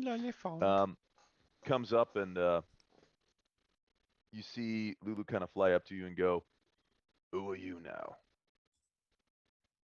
To who? I guess it's going to fly up to whoever's been the main person talking to Traxigor. My name is Lucius Davalin. I take it you are the famous Lulu. And it's kind of hovering around you, little feathery wings. Yeah, I'm Lulu. Pleasure. So, Sorry. what you doing with my friend Traxigor here? He's very busy, can't you see? Indeed, I can, sir. Is it sir or ma'am? I mean, you can call me sir. You can call me ma'am. You call me him, her. Doesn't really matter. Your sort of classifications don't really apply to my kind. I see. Well, But I do prefer sir as a sort of honorific. very well, sir. I am not trying to take up his valuable time any more than we need to, although we did need his expertise and knowledge on the subject of our recently acquired shield. We've received it. I'm still not certain exactly what we are to do with this shield, since we cannot put it in one of our extra-dimensional storage containers. So, anyways, I value the advice, but we may just give it to one of our paladins. And he's not here to hear it. No, there he is. God damn it. How did you mute me? Why you mute? I know didn't. I took didn't the mute you. shield. No. Jay, mute me. You want the shield? No, Jay's doing pretty good without the shield. Just So remember, For everyone inquiring about the shield, with all the whispers I'm getting, just know Silvira Savakis still has the shield. Traxagor doesn't have it. You guys were just going to Traxagor to talk to him about it. So everybody's like, "Oh, I'm gonna grab the shield. I want to touch the shield. Where's the shield? Does he have the shield? Is he moving for the shield?" The shield is not in the general vicinity of any of you right now. Just to let everyone know. Thunder knows that you already gave the shield to the fucking witch. So Right. Lulu says, I heard you talking about the Nine Elves. It's not a good place. I wouldn't go there. Well, I typically would agree with you, and if I can avoid it at any cost, I should believe I would. However, as fortune may have it, there may come a time when I do need to. Well, let's just not think about that too much. Why do you feel the need to warn me specifically? Have you been there? Do you have first-hand knowledge? I have. I see. It was decades ago. And if you do not mind my asking, what, pray tell, brought you to be down in one of the Nine Hells? Forgive me, my memory is not what it used to be. Events happened in the Nine Hells that have muddled my recollection of certain events, so things I have are pieced together. It's infuriating not knowing the full scope of what transpired, but I was with General Zariel when she led the Hell Riders to attack Avernus. You don't say. That's right. Parts of it are crystal clear. It's like I'm still there. I'm gonna like wave at Darius if he's not sitting right here next to him. I'm gonna be like, get over here now. We were assembled, all of us. It was glorious. Zariel had gotten the best warriors, all of the Hell Riders together, and we were going to invade the steppes of hell itself. Through the gate we went. We tore through devils like a song through the air. Victory was within our grasp until some of the Hell Riders betrayed us. They retreated through the gate, sealed it behind them, trapping us. Now, before Zariel was captured, she told me to hide her sword. I didn't understand at the time, and I don't recall what exactly happened, but she said she didn't want her sword falling into evil hands. Someone helped me hide it. I don't remember who. I've tried so many times, but the memory, it's like when you're searching for a word that's on the tip of your tongue and the harder you try to recall it, the further and further it gets away. Absolutely infuriating. I know we found a place to hide it, but again, I can't recall where it was. I managed to escape, but I don't know how. Most of my memory is gone, and I have no idea why, which is the most infuriating part of all of this, because I feel if I could just figure out why I forgot, I might be able to recall all of it. Why are you so angry? What was the name of the chick? Zariel. Zariel. I'm angry because at one point I was part of a vanguard that charged into hell, and now I'm some half-addled fucking retard sitting here and next to this otter. Sorry, Traxagor. You're good company. I don't mean to take my frustrations out on you, but there was a time when my charge would strike fear into the hearts of the devils themselves. And now, sometimes I can barely remember my own name. Now, have you seen a cleric of some sort? I assume some sort of restorator spell. They have those, I hear. I've gone to every reputable divine healer, cleric, snake oil salesman, charlatan, tarot card reader, anyone that could possibly help, and nothing has availed itself to restoring my memory as to how I wound up the way I am. Well, that's terrible. So I certainly hope that I do not ever have to charge my way into the pits of hell. But Ooh.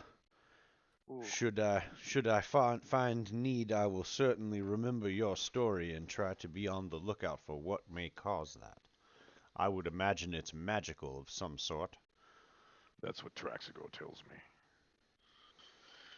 I can only rely upon his expertise in the field, but I would much appreciate, eternally be grateful for anyone who can free me from this stupor. I shall do everything in my power to discover the nature of your malady. If there's anything else that you can remember that may be of assistance to us, anything from your time there at all, we would surely appreciate it. As would I. I'll tip my hat. Did you find out which Hell Riders betrayed you? Was anything ever done about them? I can't remember which ones it was. I remember riding there, Zariel by my side. We were crushing devils underfoot. They were running in terror from us. And then something happened. Something I don't know. Damn it all to the hells. I cannot recall. But the gate was shut. Half of our forces had retreated, betrayed us, turned coward, traitor, left us there to die, to be captured, and worse. Have we heard of Zariel before? Or have I? Yeah, I was gonna say I have. I think at this point, quite a bit. Yeah. Yeah, I am aware. Okay. I did a quick scan and didn't find it. It's from the poem The Last Charge of the Hell Riders. Okay. There we go. Sorry.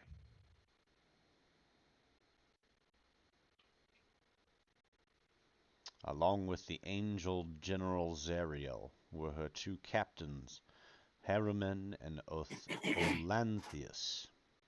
Olanthius was jovial by nature, etc., etc. Lulu, if you saw Zariel's sword again, would you recognize it? Oh, yes. Yes, absolutely. What's the sword of justice?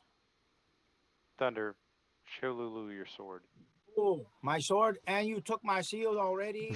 Now you take my sword. Yes, now we're going to need you to take off your armor, too. Don't worry, this armor is coming off soon enough. He's starting to about to go feral on all of you fuckers. You're taking my sword and my shield. This is a forced... No one's saying that you need to give up your sword. We just want to find out whether or not it's the Angel's General Zariel's sword. It is, because it's the sword of justice. I pull out the sword. I pull out my sword. I pull out my sword. That's a fine blade, warrior. But that is not the sword of Zariel. Hers was a long-bladed, narrow, straight-edged sword. That's curved blade. Sword of justice. It's definitely a fine blade you have, though. Put my sword back to my sheath. Put the sword back. That was not Zariel's sword. We didn't say Thunder could keep the sword. into the hole with the sword. That's it. Throw it in the hole. Throw everything in the hole.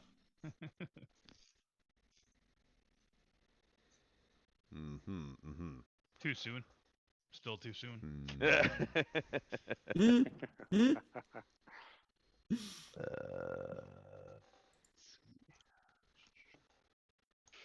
All right then. So, thank you so much for your advice. And Lulu, I assume that if we were to find out something and come back here to go over it with Traxagor, perhaps you would also still be here.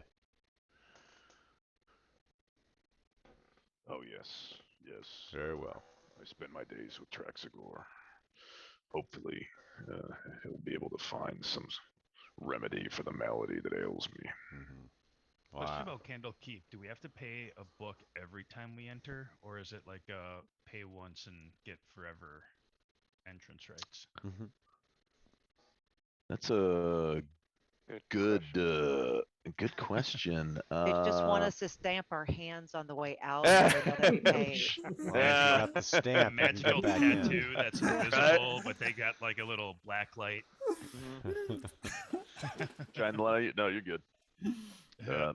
Some dude with some sunglasses on, even though it's nighttime. Yep. Oh my goodness. He's got the Roddy Piper alien glasses.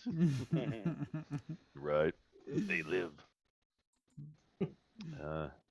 Put on these glasses. No. And thus commences the greatest fight in cinema history. Yeah, Oh, shit. that was Keith David, wasn't it? Yeah. Yeah. Yeah. I love Not that to be guy. confused with David Keith, who is No. literally the opposite human being. Yeah. I met Keith David. He was awesome. Was that with Danny Trejo and no? Yeah, yeah. and Larry the Cable Guy. Yeah. Yeah. Yeah. The three of them did a Walter Reed visit. It was great. Looks like somebody threw away a perfectly good white boy.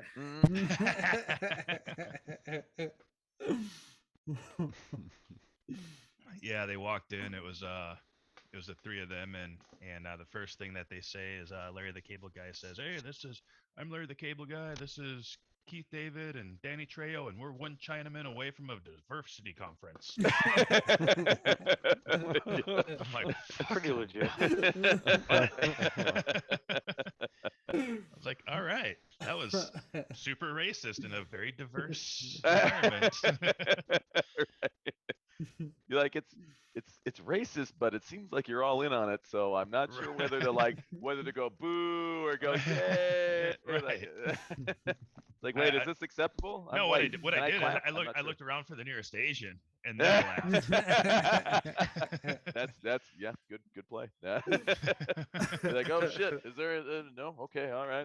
No Asians? Okay, cool. Yeah, fun. Yeah, diversity. Let's see.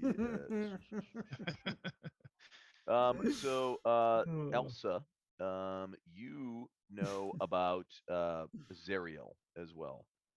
Okay. Um, And that because- wait, can you catch me? Is that the one that had the sword? Yes. Okay. Or the She was sword that actually- we're trying to figure out of. Yeah. Okay. Okay. Zerial was she's sort of like one of your She's my yeah. I like remember. one of your inspirations. She's like a hero of yours. The Last Charge of the Hellriders is actually one of your favorite books. So I've been like really paying attention to this whole thing because I heard Right, sword and which I is heard why her Lucius was name. like, oh my god, because it was actually Lucius was the one who had turned you on to the book The Last Charge of the Hellriders, saying, hey, here's this strong female leading character, you should get some inspiration from this. And it turned out exactly so. You and Lucius kind of have this whole like Last Charge of the Hellriders. He used to read it to you when you were a little girl, and then growing up you would read it over and over, and you guys would discuss it. And it's basically yes. So at some point, did I reach over and give him a high five when all this shit was going down? 'Cause, right. like, yes. Okay. Right. I'm So, there. yes. The land of Elturgard and the holy city of Elturel. Lucius had drawn an old and lovingly maintained book from his vest titled The Last Charge of the Hellriders.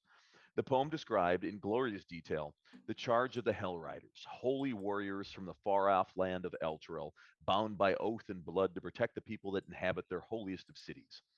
In the last charge of the Hell Riders, the author describes how the rough and tumble, common-born Hell Riders, citizens of Elturel, rose above their station and dug deep within themselves to their unshakable cores to charge headlong into the gates of hell itself to save one of their own. The main characters in the epic was Zariel, Angel of Celestia, who came to Elturel and dedicated her knowledge, her power, and her sword to raising a holy army and crushing the demons and horrors that had been plaguing the holy city. Along with the angel, General Zariel, were her two captains, Haruman and Olanthius. Olanthius was jovial by nature and a favorite of the Hell Riders under his command. Although an accomplished commander, Olanthius was also a philosopher and possessed of a keen mind and deep compassion. Where Olanthius was light and introspective, Haruman was his opposite in most things. Haruman was the disciplinarian, stern, severe, and uncompromising. Haruman was also the first warrior any of the Hell Riders would choose to fight at their side. Unparalleled in martial prowess, Haruman's list of victories was long and decorated. You were drawn to the holy lady Zariel the most. To hear a story about a powerful woman who was not only powerful in her own right, but also commanded the respect and faithfulness of strong and powerful men under her command lightened the burden of leadership that fell heavy on your shoulders. As you looked forward with trepidation on the day that you would assume the mantle of leadership for the House of Elton, you are now able to say a silent mantra that emboldened you. If Zariel could lead men, armies, and empires, so can I. Lucius told you that Zariel and her army were last seen nearly 14 decades ago in Dale Reckoning, which is like, it's the year, it's like AD 1354, charging into a gate leading to the abyss to rescue one of their comrades. The thought that Zariel most likely perished makes you sad, but her accomplishments in leading the people and armies of the holy city of Elturel can never be erased or forgotten.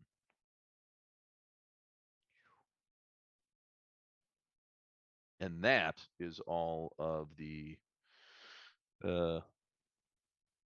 information that you have on the So this the guy, Hell Riders. This guy ran with Zariel, Yeah, yeah, which Lulu, is super yeah, cool. right. Yeah, yeah. You're like, holy I'm shit. like, whoa, this is like direct Yeah. from the horse's mouth. Mm-hmm. But he can't So- remember. So this shit happened 140 years ago. Straight from the elephant's trunk. It's straight from the elephant's trunk. So, I'm just curious, do we know how the spirits are here now, and is it related to that story from back then? Like, is there a common thread as far as the situation we're in now based off of that? Well, the Hell Riders charged into the common thread is the connection to the Nine Hells. Yeah. I would say that's Because we're like in our time, that's what we're going through the exact same thing that they were when they charged the gates of hell, right? They had evil spirits that had come up to run havoc on the town. Am I wrong? Actually, I don't know why they transported down there. Did they just They- do it just because they felt it like said it? to rescue one of their own. Okay. And so I think one of y'all in the if you remember back to the Van Thamper Villa, there was the sort of the temple room where thunder kicked down the doors and everybody almost died. In there was a statue. In the statue was the sword. The sword was actually the glowing of the sword was making the statue's eyes glow. Yep. But the statue itself, now that basically everybody is hearing, the name Zariel again, you would guess that it seems to represent that statue was a representation It was of like an angel, wasn't it? the angel Zariel. It is. Because Yeah. she was a celestial. She was Like a diva. that's yeah. So that seems to be a common thread. Now, why, these, dead three worshiping cultists would have a statue to an angelic celestial, which is certainly not an evil character, is certainly interesting and kind of confusing. But They bought that statue cash money. Right. just thought she was hot. There were runes outside the door of the temple that said anybody who read Infernal, they were written in Infernal. It said that which falls can rise again. Zariel's still alive, down in hell, trying to send us messages from the great beyond. No, it's a bit more complex than that. I think we've known this. No, it's not that it's easy. that simple. Well, the simple fact is that Zariel was both referenced when we were in that dungeon/basement as both the diva or the angel, which we saw in the statue, and also as some sort of arch-fiend. There's only one way that equation goes. You don't go from the hells to Mount Celestia. You only go the other way. Well, I mean, but she rode down there on her own to try to rescue someone. But yeah, I guess she could have become fallen. Sure, yeah. Like, I mean, and I could be wrong. I mean, I do have some experience in how some of the planar beings work, but They don't at least go. to They my don't go both understanding, ways. I think that trip is only one direction. There aren't many redemption stories, but there's a That fuck would be ton of accurate. corruption stories. And to be very honest with you, I mean, this would be the place we would want to ask that question. I mean, I don't know of any, nor have I ever heard of, as Riz put it, a redemption arc. And I think we've clearly established that Zariel at one point Hell's a much more certainly led people into hell. Hell's a more popular place than heaven, that's for sure. Go to heaven for the climate and hell for the company. From a certain point of view. And there's a lot of history that talks about the most respected and deserving of loyalty that had fallen. You don't hear a lot of stories of the mid-level workers That's true. taking the dive. Oh yeah. And usually the higher somebody sits, the more striking the fall. So it would lead me to believe at least that if Zariel still exists, she's probably fairly formidable. But we've also seen no exact evidence that she actually has survived to this point yet either. It was 140 years ago. 140. Yep.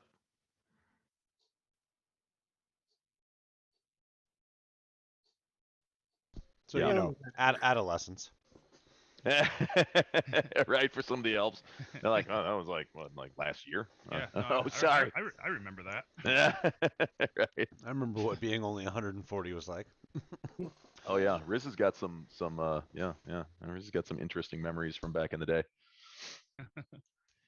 Mark, did you see my last whisper? I did, yes. Okay. Mm-hmm. Stop whispering so much, you motherfuckers. Goddamn whisper-thon up in here. The thing. I wasn't whispering, right. but now I want to start sending them because Greg doesn't want me to. Yeah. No, damn it. Here we go. That's it. Whispering to everybody. That's right. Is this about the shield again? Let's see. All right. I'm going to take a quick bathroom break, but I will be right back after the break. Okay. So let's take a quick 2 minutes, 2 seconds. Okay. Ruby. 2 minutes and 2 seconds. Chuck Woolery. R.I.P. I don't know if he's dead.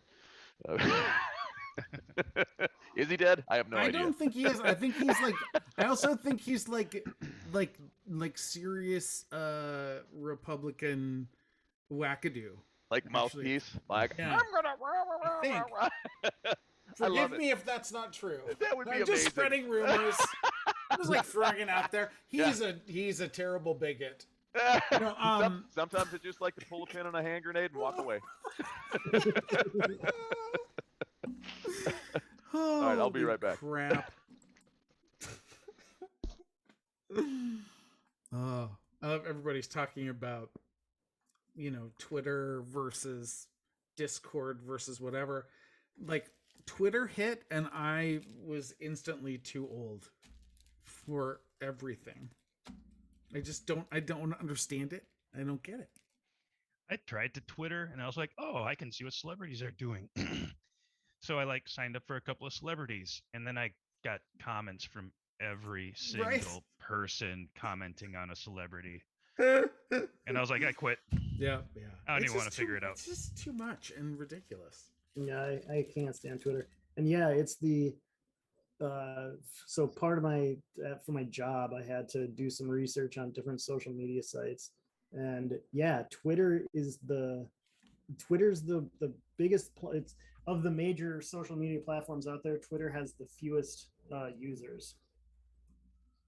It seems like it has a lot because you constantly see it's mostly journalists. Journalists use it a lot, and so you see it in the news a lot, and so that's why it seems like it's bigger than it is. But it's not.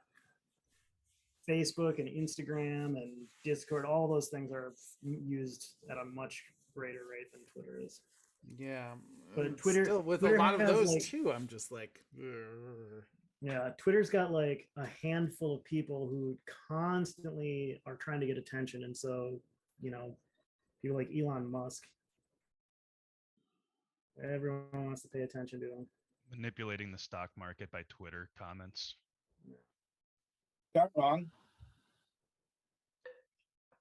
But it might be illegal. Is that wrong if you can do it? I mean, it might be doing illegal. Our Congress does it too, so right. I mean, you're asking a moral question, Matt. have you heard of- Maybe it's not wrong, but it's certainly illegal. You heard of Nancy Pelosi? She does it. Why the fuck shouldn't anybody else do it? Dude, they all do no, it. she doesn't do it. Her husband does it, so it's cool. Yeah. That's different. True.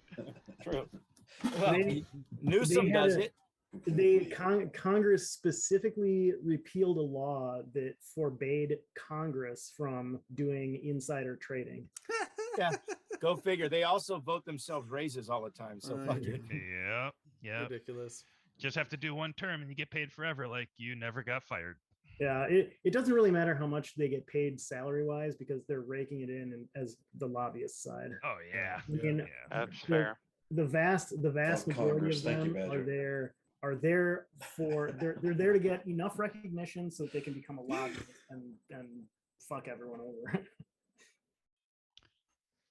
Yeah. Now I feel better. Thanks, guys. That's what we're here for. Yeah. Trying to escape reality and one bathroom break and we're back in the muck. Right back in it. Oh shit. There's no escaping it, guys. Just what it At is least right we now. have internet porn. What? Yeah, there's that. Very true. Speaking of which, our sponsor this evening. What's the good that comes out of all of that garbage? A lot of distractions. Fun ones. Dear Lord. Tons and tons and tons of donkey porn. Whoa. Oh, yeah. That's kind of new. Matt, you live closest to Tijuana, so. Now I'm listening. What's going on? Nothing to do with that, dude. Some things will make you vomit because you can't unsee it. Oh, all right. Once you see some things, you just can't unsee it. But you fuck one goat. I understand the concept, and I don't like I have the horns, but I'm not a context. goat, you asshole. But do they call me McGregor the dock builder? Yeah. Oh. Yeah, so I was late because I was finishing up Blackbird. That was a solid show. Blackbird? Yeah. I haven't even heard of it. Yeah, I'm not sure I know what that is. You ever heard of Black Sails? That's a solid show. That was pretty fun. Yeah, it was fun. I haven't heard of that one either. It's actually pretty decent. Pirate show. I think season 3 I started having a hard time with it. It's pretty goddamn okay. It starts out wicked. Yeah. And then it kind of starts Then it going starts- Game of Thrones. Yeah, where it gets it's a like, little "Man, I weird. like that guy. And you're like, But it was long before Game of Thrones. yeah. Well, Any of you guys seen the new Game of Thrones? No. Yeah, No. we watched it last night. I Yeah. refuse. Yeah, that the final season just Don't kind of blame you, really. final season just burnt me out on him, especially since, you know, those of us who've read the books and like the books would really like to remember what happened before the next book comes out, because I don't remember anything now. It's been so long in between these books. I'm like, the last time, in fact, I can't believe you actually think the next book is ever going to come out. No, I know, right? Seriously. But I know the last time a book came out and I was just started reading that opening chapter and I was like, oh, okay, yeah, I remember this guy. I love this guy. And so I'm like following him like it was this character. And then come to the end of the chapter, I'm like, oh, wait, I've never met this character. Like, I have no idea what happened between the 5 years I've picked up a book. Oh, it's just crazy. And thus endeth my rant. You're crazy, man.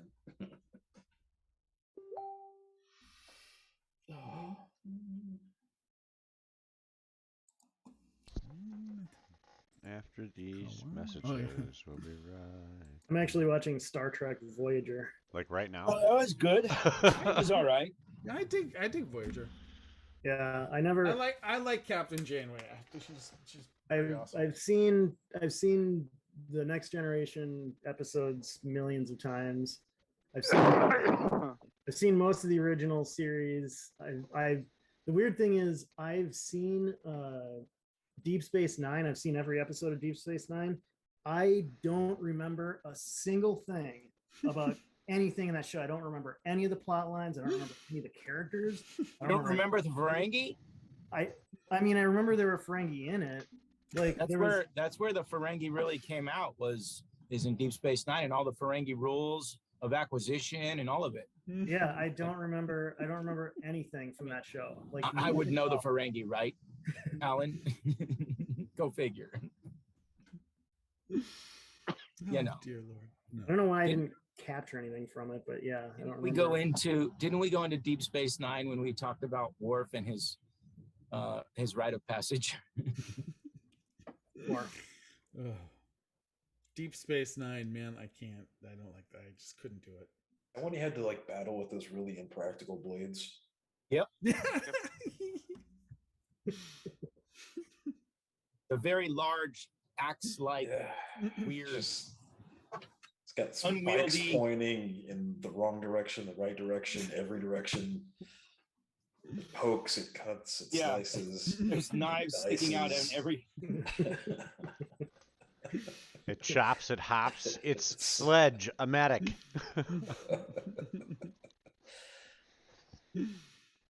Oh.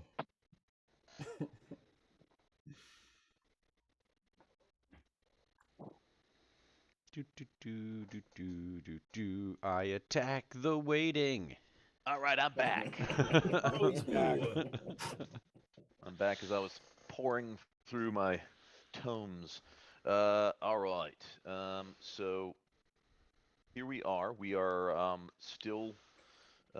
Leave this place now and go kill something. Something somewhere needs to die as soon as possible. We gotta kill something. Because Gotta for do the something last out 2 there. weeks, We start catching squirrels and throwing them into the portable hole. There must be someone out there needs killing. He needs to die. What did you do I'm to those feeling poor squirrels? There isn't, Major. You killed them all. Squirrels had it coming to them. All right. Why is my computer's weird? Come on. Computers I- are all weird, man. My cursor just likes to disappear sometimes, and I'm like, come on, cursor, where'd you go? Oh, now that's interesting. All right, so here we are. We're back. We're still in Traxigor's laboratory.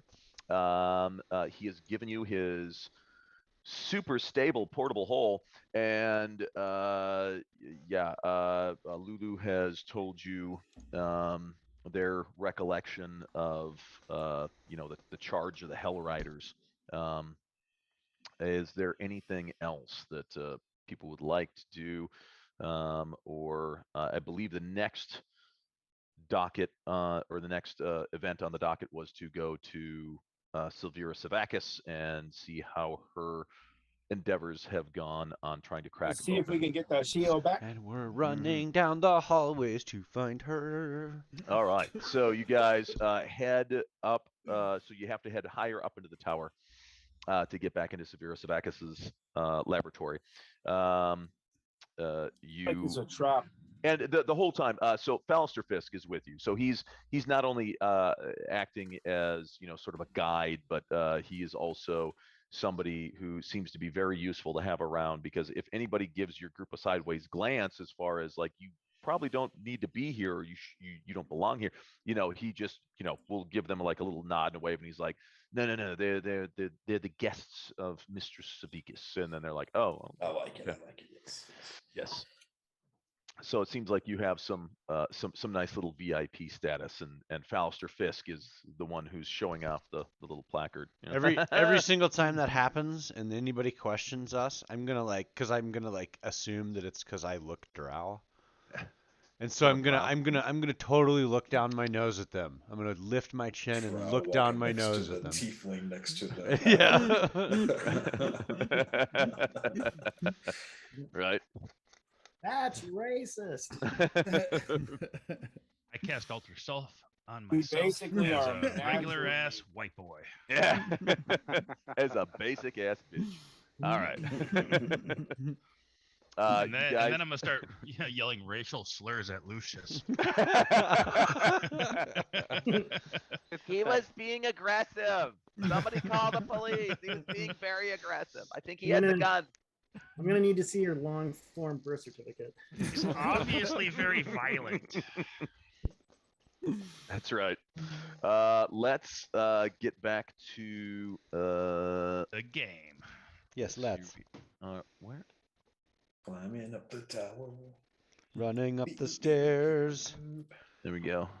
Thunder, and we'll just use him as the Scanning placekeeper. my key code at the doorway.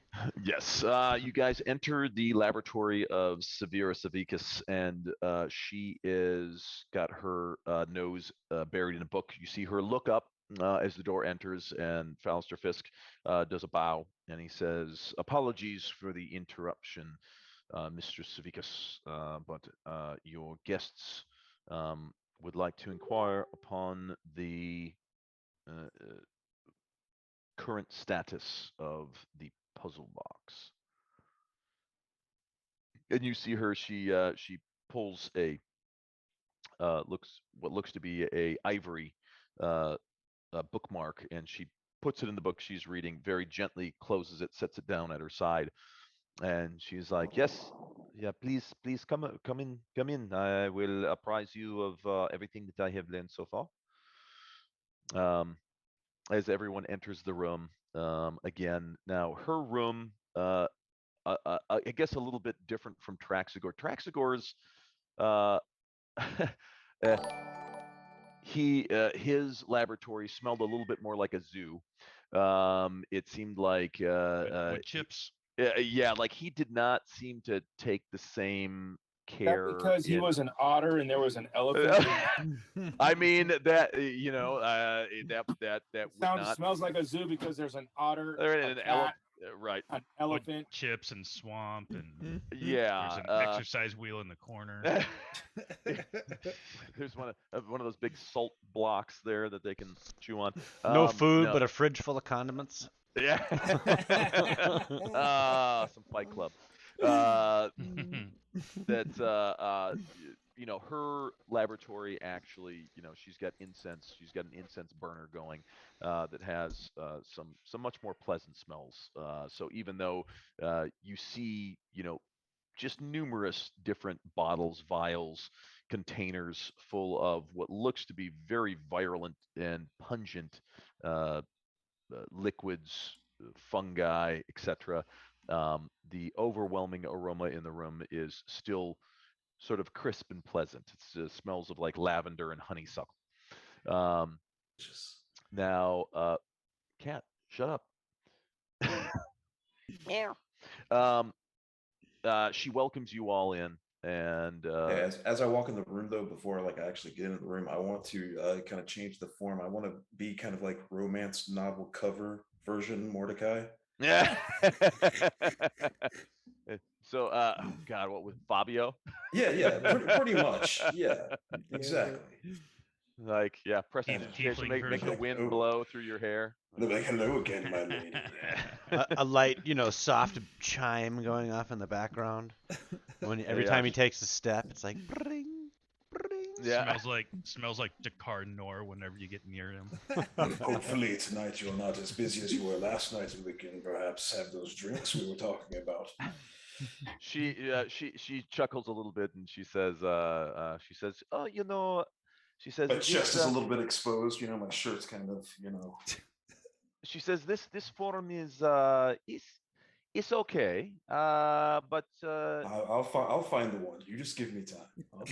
But perhaps maybe this one instead. She snaps her fingers, and you all see Mordecai, and Mordecai suddenly turns into like a female version that looks almost exactly like Severa.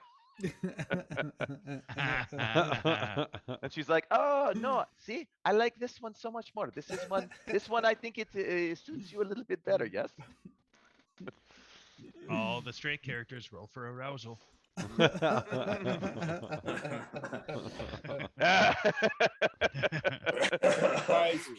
too bad. Not too shabby. Is this as good for you as it is for me?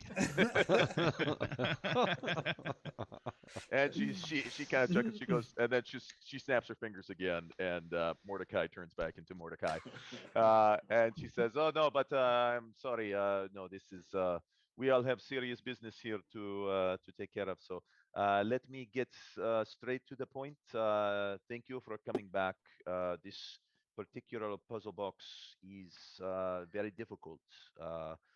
Not to say that any of them are easy. However, the machine that I am using to decode and deconstruct is still going to take some time. I'm thinking no less than 3 days for this to happen. Now, of course, during this entire time, you are still my guests here in Candlekeep. You have my blessings to use the library as you will, and I have heard through whispers from Fallister, as well as some of the other scribes, that apparently I missed the show of the year last night at the Hearth.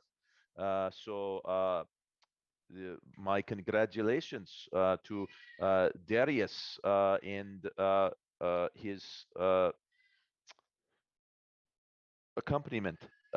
It's it was, as I hear, it was something not to be missed. So I shall, if my work does not keep me here late into the night as it did last night, I would very much enjoy to partake as well. I am not one who is remiss to find some entertainment in song, and I hear the display of the arcanery was quite adept as well. So, but yes, I'm thinking right now we have 3 more days until I can unlock this particular nefarious device. I am using every means at my disposal, but I am also must be very, very careful, as I neither want to destroy the box itself nor what it contains, for I believe what it contains is going to be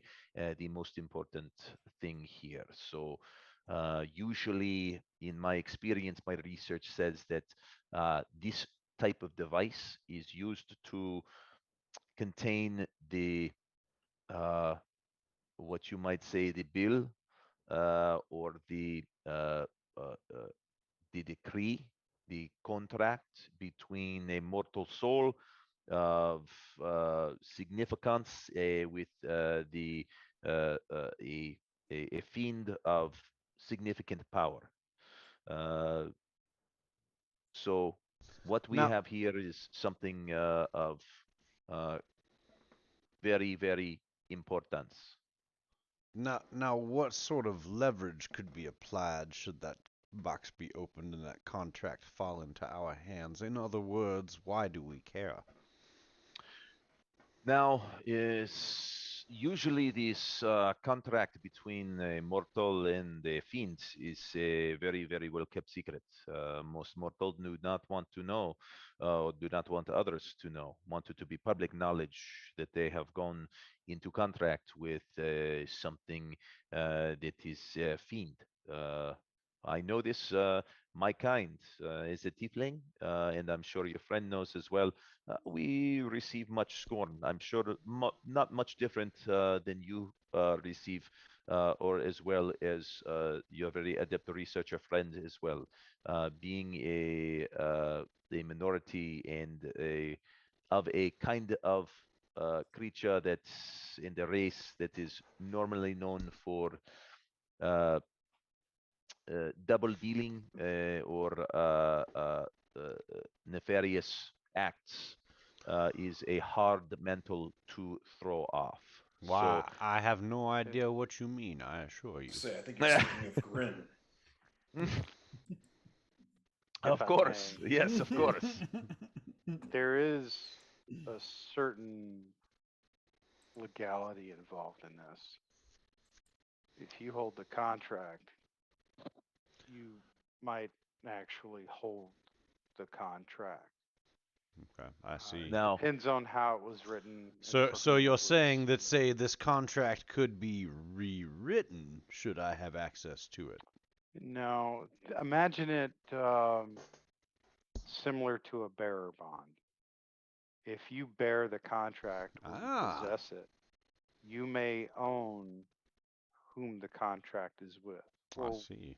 Whatever part of them they've bargained. Oh, yeah, so whatever beneficial. Right, I see. Or negligent. There are Is this a work? some that we could engage to read through this if we could actually gain access to it. Now the question becomes: is it the actual contract, or is it something simply else? the soul that is residing in the box? And I would say, Jaren, your knowledge is quite good, but maybe not 100% complete. For in this type of contracts, my research shows that in most contract that we have on our own realm, for any binding contract, one copy of contract is given to one party, the party who is the subject, and then there is the another copy given to the master. So you have both copies now. So if one copy should happen to be destroyed, say the subject decide he no longer want to adhere to rules of contract, he could just rip up contract. But now the master still has his copy of contract. Now, contract is still binding because no matter what happens to the subject copy, master copy still remain. I believe the puzzle box is the copy of the contract belonging to the subject of the contract. So you would still need to, in order to have both copies of contract, you would need to find the master of the same contract. But the master of contract should be spelled out in the contract given to subject as well. You say we'd get a name? This should, yes. Now give a you're name. speaking my language. Excellent, excellent. That, sir, is most helpful. Or wait, is this ma'am or madam? Oh, yes, yeah, Madam. Madam, mistress. Mistress. I like the sound of that. Told you he's the troublemaker.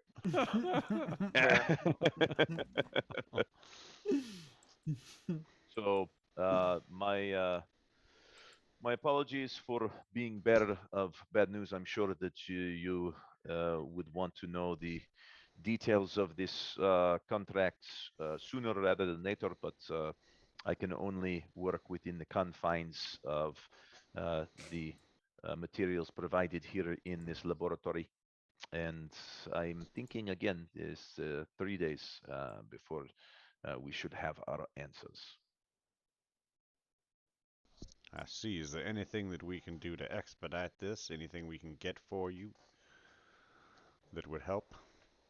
Oh, I wish it. If this were the case, I should have you running at my full disposal. However, everything I need, I currently have in my laboratory, and it is just a matter of time. This is, it is like a puzzle. Like if you have ever taken the pieces of a child's puzzle, no matter how complex, how difficult the puzzle is, after a certain amount of time, given enough time, any puzzle is able to solve.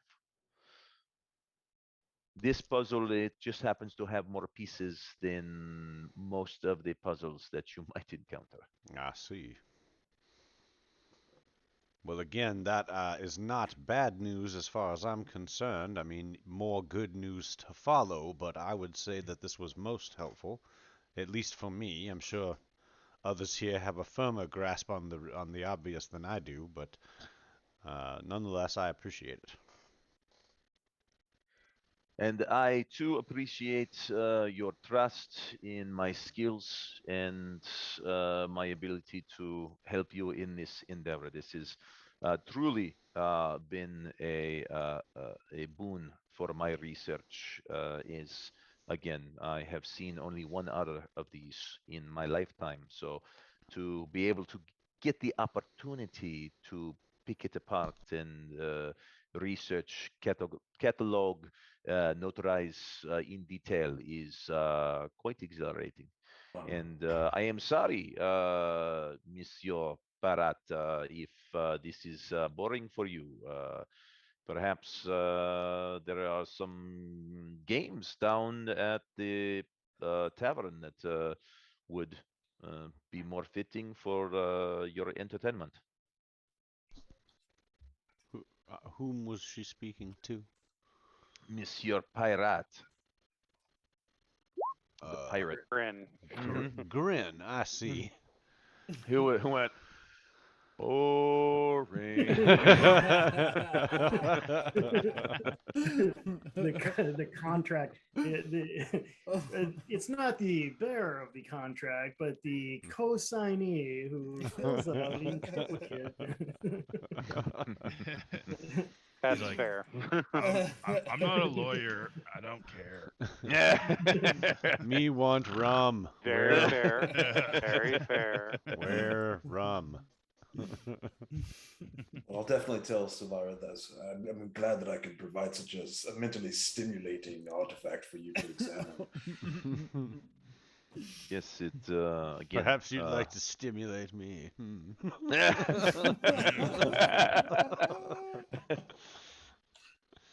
I getting? Sorry, I'm getting some weird notification. It's going.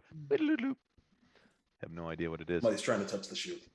Right. Oh, it's my shield alarm. I just had it installed. Oh, look, we can cut to a live feed. Wait, is that thunder? What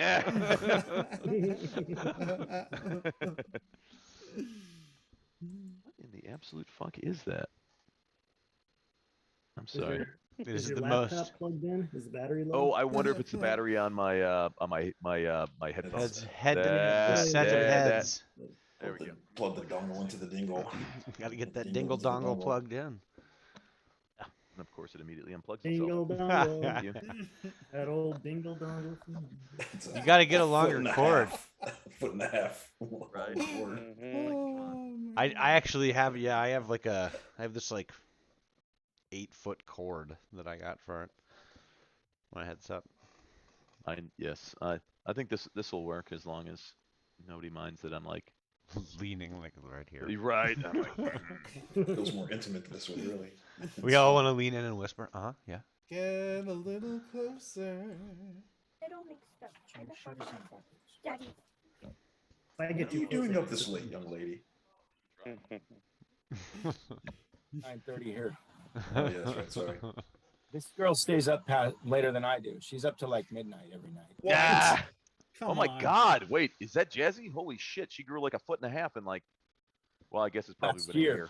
Yeah. I guess we've been doing this for a few years That now. makes sense. Right. Been 2.5 years. So. I know. It's like the last time I saw her, she was like COVID yay big, time. and now she's like yay big. Yeah.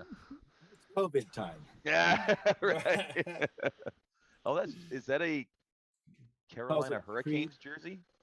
No, it's a dye jersey. She's just got it on backwards. Paintball. Okay. I thought I was like, what is that? Like the Hurricanes? What is that? I would have been really impressed if that's what it was, and you had been able to spot that. I would have been like, "Damn!" It does look like a Canes jersey, though. It does. Right. Right. But you noticed this jersey, right? You've seen this. What is that? An extra? Ooh, there it is. Look at that. Wow, wow. Those are some dope ass jerseys you got hanging from the rafters there. Nice. My buddy, my friend from Minnesota gave me that one right there. Don't knock it down. Technically, I gave it to your wife. Exactly. Technically, he did give it to my wife. Uh-huh. Wait, can we clip that? We need to clip Oh, yeah. You gotta go there. I'm on record. Wow, I did not. He gave it to his wife. That sentence ending by itself. Yeah. Well, I Whoops. mean, you said it, and then he absolutely agreed with it. So I was like, oh shit. Yeah. Yeah, and you guys all heard it. It in a is out now. completely different way. It is out and about. I mean, Well, I tried, but if it didn't were work. if it were in text form, like I suppose. I tried to clip it. Why is it not working? It's true. I think I just tried to clip it as well, so maybe that might be the reason. Maybe we were both clipping Like at the same too many time. people are clipping. Everybody's clipping that. All right, Technically. hey, all of you guys, be real quiet for a second. I did not. We need to clip. Okay, I gotta back it up more. What are you talking about? What are you doing? He's clipping. Clipping. Individually wrapped. John. Technically, he did. He's give doing it the to my sneaky wife. with the clip joke. Uh-huh. Wait, can we clip that? Great. Is that the one where Mark gave it to my wife? Yeah. It was He said, technically, I gave it to Technically. your wife. And you go, yeah, that's true. He did give it to my wife.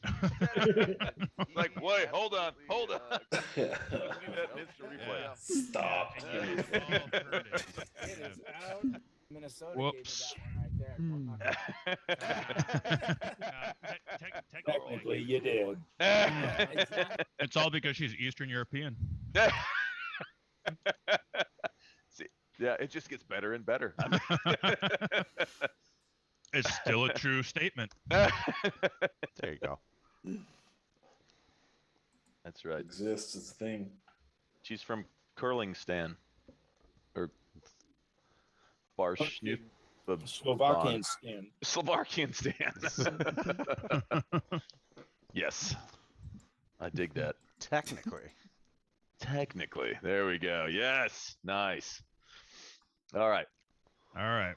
For everybody else out there with wives, just I know. I'm like, Jesus Christ, where the hell did we get to?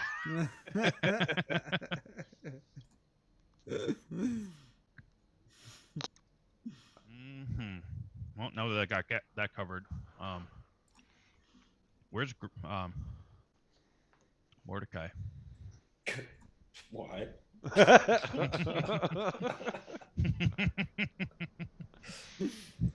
Called first dibs on the hole. Oh, you know why.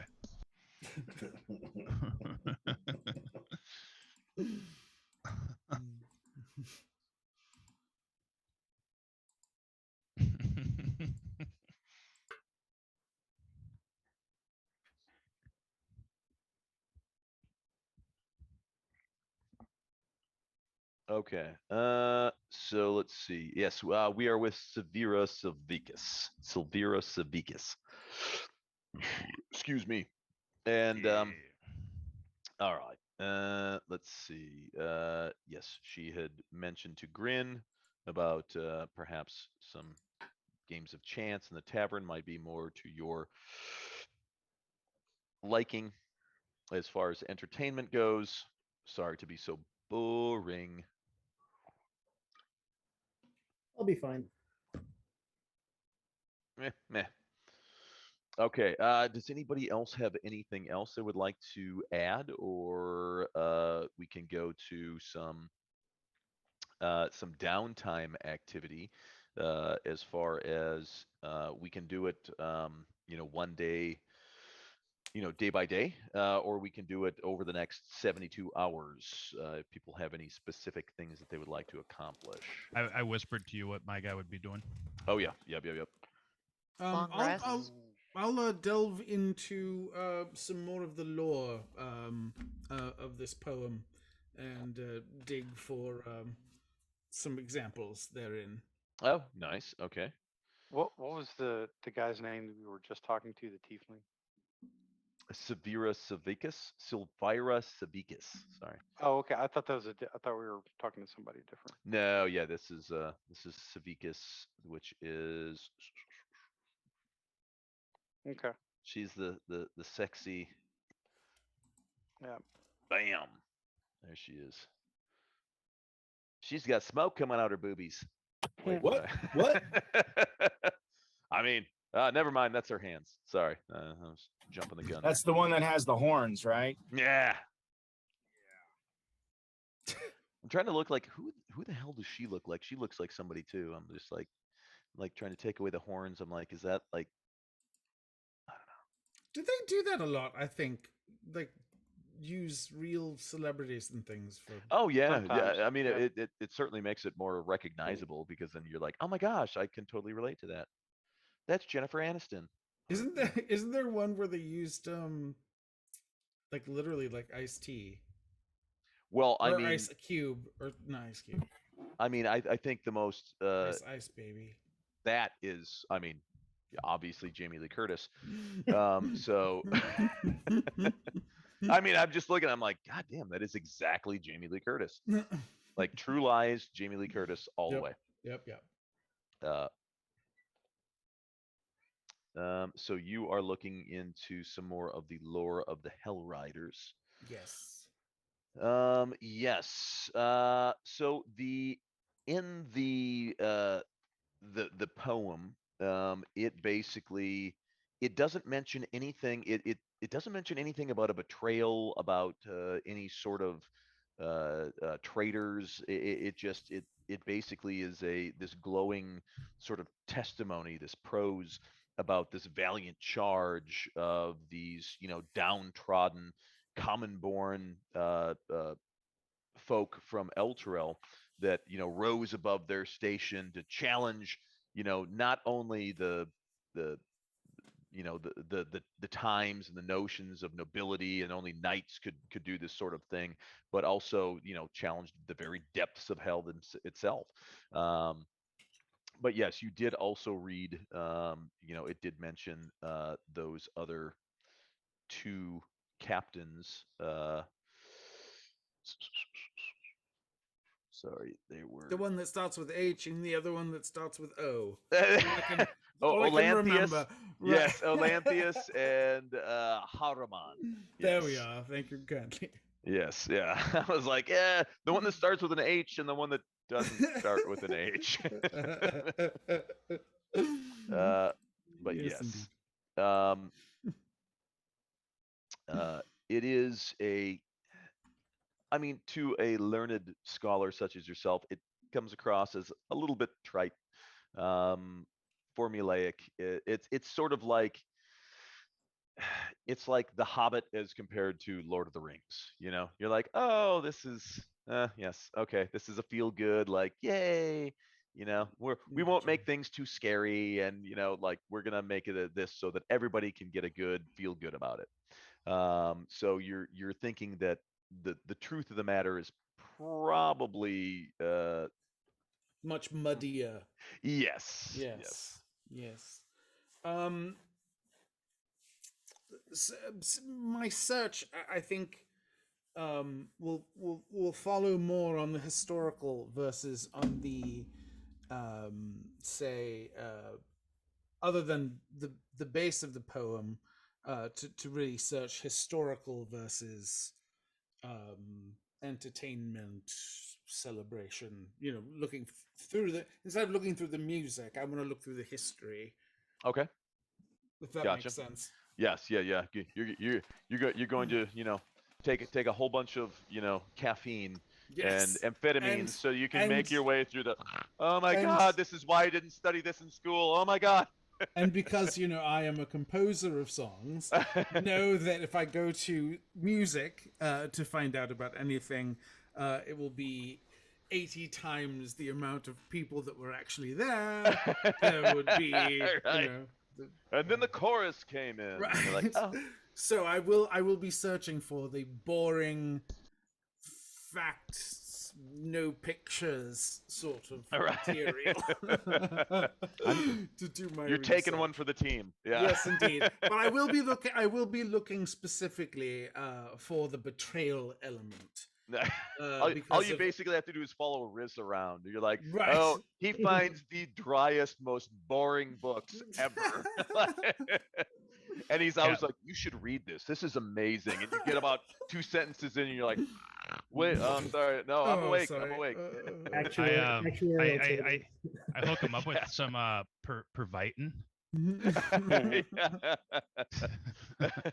It's and as he hands you a book, you open it up. It's just nothing but a bunch of like PowerPoint graphs, and you're like, oh my God, oh, by all the gods. All right. I want to look through any spell books that they have for any spells that I can actually like commit If you to are memory. I was gonna say, if you are a ritual caster, ritual casting, you can actually do that because rituals you can copy from other tomes. I don't know if a bard is a ritual caster or not. I think the only one who starts out with it given is wizards. Yeah. Okay, I think are you on comms? Then I yeah. think everybody else. Warlocks get it starting off Yeah, too. warlocks. Okay. I was Yeah, about to say. warlocks and wizards. Everybody else has to take it as a feat, as a ritual caster feat. So either way, I'm gonna look and find if they have spell books there. I'm gonna look to like. You're like, this is easy. Klaatu, Yeah. Moranis.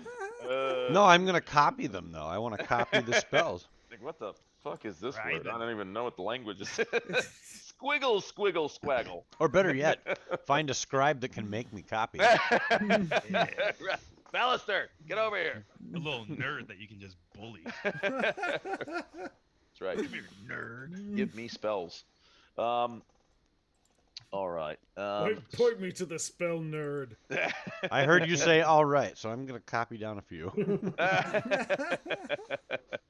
That's legit. We will fast forward. People are doing their things, and after 3 days, I will say, Jay, did you see my whisper? Derek, I did. Yes. No, Jay. I'm looking. Oh. Hang on. I saw Not yours. you, DM. Did not see it. You're not the only person that gets Shut the whispers. fuck up, DM. Well, now we Get the know fuck who out the of this, you think prolific you're shit. whisperer is. Yeah. If you ever wonder, you never see Riz's lips moving, yet he's always there. I'm in your ear. I'm in your ear hole. Oh dear Lord. Darius and Mordecai both make performance checks, as I assume that you will most likely, even if you don't intend it, as you approach the tavern in the evening for the evening meal. The locals, you notice that the crowd start gathering. Like the second night, there is an even larger crowd. Holy cow! Jesus us Christ. Dan, Okay. encore. Can I aid? I just want to. I just don't want to get left out. I'm gonna play too. Lucius is like, wait, I've got my own. He trips and breaks. Oh, I broke my loot. Jesus, Darius should seriously just make this town his home base. Right, That's Candle. right. He's gonna put up residency at Candlekeep. Viva Las Candlekeep. This is his Vegas. He needs to just perform here. This basically it happened to me a lot faster than I assumed it was. Again, Being- goes up to bat. Goes up to bat, hits a grand slam. Next time he's up to bat, hits another grand slam. Right. You sing one happy birthday ditty, and where does that lead? Oh my goodness. Yes. Yes, I perform the hell out of it. In Yeah, oh, fact, yeah. in fact, I'll, with that, really kind of expand and do a lot of, expand the repertoire a little bit, and not only give them what I assume was local favorites, but a little taste of recent Waterdeep. Oh, And blah, blah, nice. blah, blah, blah. So I try to give a little cultural exchange for the evening as well. And I'll just Yeah, try my best to follow along with And the that's melody. free of charge. That's the only part. That's the free You got two platinum albums in a row, and so the next album is The Concept. So after each night that you're performing, I won't make you roll each night, but it gets progressively until by like the third night that you're there, it is like the place is packed. It's standing room only. And as soon as you come in, people, oh, there he is, and people start like applying. They're like, yeah, all right, yeah, And so over the 3 nights, you make a total of 38 gold, Darius. Nice. Yes, and then Lucius, you make 15, and Mordecai, you make 18. Nice.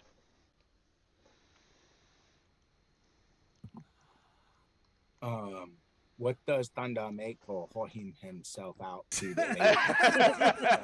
He loses $5. I'm gonna. Hey, lady. And How much his did- wallet. How much did you say I made, Mark? Lucius makes 15, and yes, Mordecai makes 18. I'm just gonna take 10 of it, and I'm gonna throw it in with Darius's pile. Ooh, no, there you go, tipping him out. There you go. Now, he did all the Lovely. work. I was out of tune. I didn't even sing tonight. Next time Darius sees Elsie, he's gonna be like, "I don't need you anymore, bitch. You're getting in the way of my fans." Damn. And then on the third evening, Darius is like, now that you've all listened to my songs, let me play my masterpiece. Happy birthday. Goodness. Like, no. I'm gonna take it all back to where it started. You've heard the other songs, but this is the one that really put me on the map. This one brought down the house, and I mean it Literally brought down the house of Elton, like literally. All right. I've got the whispers from and the chats from everybody else about what they're doing. I will catch everybody up because it's going to take way too much time to copy and paste all the information that you guys have been researching. But I have seen it all. Yes, you will all get copious amounts of information to pour over before the next session. Hopefully not 15 minutes before the next session, as some of you got tonight. We're like, wait, what the fuck?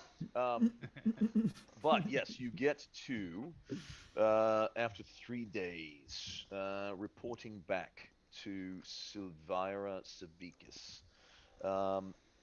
She says... What you basically said is we had a long rest. Oh God, yes. Yeah. Oh yeah.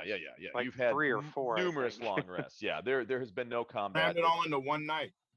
Oh, and Darius, on the second night that you come in, after the first night's performance, you were asking about El Terrell and has the innkeeper heard anything? He comes up to you and he goes, "Oi, you were asking about El Terrell the other day. Just so happens I had that one of the scribes just recently come in. He was coming from Baldur's Gate, and he had information that says that some great calamity is befallen El Terrell. And now I remember you was asking about it, so I was asking him because being Baldur's Gate, next door neighbors and whatnot, and he said that he's not exactly sure what the circumstances are, but apparently Baldur's Gate is besieged. Now that's the way he put it. He said Baldur's Gate is besieged with refugees from El Terrell. Now some people are saying that there was a great dragon come up over the mountain and just lay waste with breaths of fire. Another person said that it wasn't nearly as dramatic as that. In fact, it was nothing more than like an earthquake, and it just split the city in half. And that's why everybody was coming to Baldur's Gate for refuge. But have it as you will. Apparently, Baldur's Gate right now, the gates are shut. They're letting nobody in and very few people out as they're trying to sort out exactly what happened to El Terrell. So just know that I've been looking out. I've been keeping my ear to the chatter as you have it around here. So if you need any more information, I will absolutely have my ear to the road. Excellent, my good friend. I appreciate you keeping your ear to the ground, as it were, and I appreciate any assistance. Says yes, and I appreciate your patronage here. You have done wonders for the. I mean, we haven't seen this sort of numbers here in a long time. And then he's actually going to hand over a small purse as well. And I would bet you now that Darius could probably get free entry into the city without having to give a book. That might possibly be the way. He hands over a purse and it's got 13 silver pieces in it. He says, I feel like I would be doing a disservice if I wasn't to at least share in a little bit of the profits that I've garnered since you've shown up. So please take this, and still remember, everything that you want here is on the house. No, you are too kind. If only to be remembered by a keeper such as you is privilege enough indeed. Remembered? Bloody hell! I'm having a plaque card with your likeness to hang outside the door. This is my good side. I knew it. That's what I'm having them do. So if you happen to see like a nice painted wooden placard with your likeness on it hanging outside the door, just know I would not be displeased. Not that I just was wondering if we could find a placard big enough, because you're sort of a large fella. So yes, yeah. Continued on next placard, I think I would say. Yes, that is me. Continue. I am in the fold. I am the centerfold, indeed. Yes, well, thank you so much, and it was indeed our pleasure, and you are a wondrous host indeed. Oh yes, and anytime you find yourself in and about Candlekeep, know that you've got yourself a home right here. And we will most certainly take you up on your offer to him. I'm sorry, who are you? You're the lutist. No, yeah. You're the accompanist. No. And Darius's manager as well. I Wait, might. what did he call it when we were at the gate? Speak minstrel, or what? He's like, you may speak, scribe. You're the herald. Yeah, the herald. Speak, herald. Go ahead. So we get to the meeting with Silvira Savikas. I'm out, guys. Oh, have a good one, Matt. Peace, Matt. Hi to your wife for me. Also, Jojo. Also, did he already? I Joey will. Joe She took off loves as you, well. Marcus. Oh, right. All right. I love her too. I mean, in the pure ways. She'll cut your throat. They were trained to kill Americans. You know that. Oh no, I would never fuck around with Barb. Hell no. So fuck some shit up. Right. Yeah, guys. Hey, Matt. Peace, man. So let's see. Let me double check here, right quick. And we've got. That shit was funny though. That was a wow. Did I just hear that? Holy shit! All right, let's clip that. What one says and what one hears. Let's see now. Yes. So you see Silvira Savikas, and that sort of crazy-looking astrolabe technomantic device is now in its conjunction, and the box is opened. And in the box, Silvira says, she says, so it has been a very difficult process in unraveling all of the incantations in the arcane traps and magics that have locked this box shut. My cousin, and she looks to Mordecai, and she's like, I am quite surprised that you are able to examine this without a fatal outcome. So bravo to you. You are obviously either skilled or tough or perhaps stupid or some combination of all of these. And she says, inside is very interesting information. You say that you had found this with the Van Tampors, the Thirstwell Van Tampor? Yes, of course. It has nothing to do with the Van Tempor. Inside of the box, I have found these, and she presents. There are 9 chain-linked plates. Each of them 3 inches on a side, cast of dark iron and stamped with infernal runes. She says, on these, there is inscription. I shall read it to you all. Anyone who knows to speak and read the infernal language can read for themselves. Glata! She says, but without further ado, here it is. It says, be it known to all that I, Thavius Krieg, High Overseer of Elturel, have sworn to my master, Zariel, Lord of Avernus, to keep the agreements contained in this oath. I hereby submit to Zariel in all matters and for all time. I will place her above all creatures, living and dead. I will obey her in all my days and beyond with fear and servility.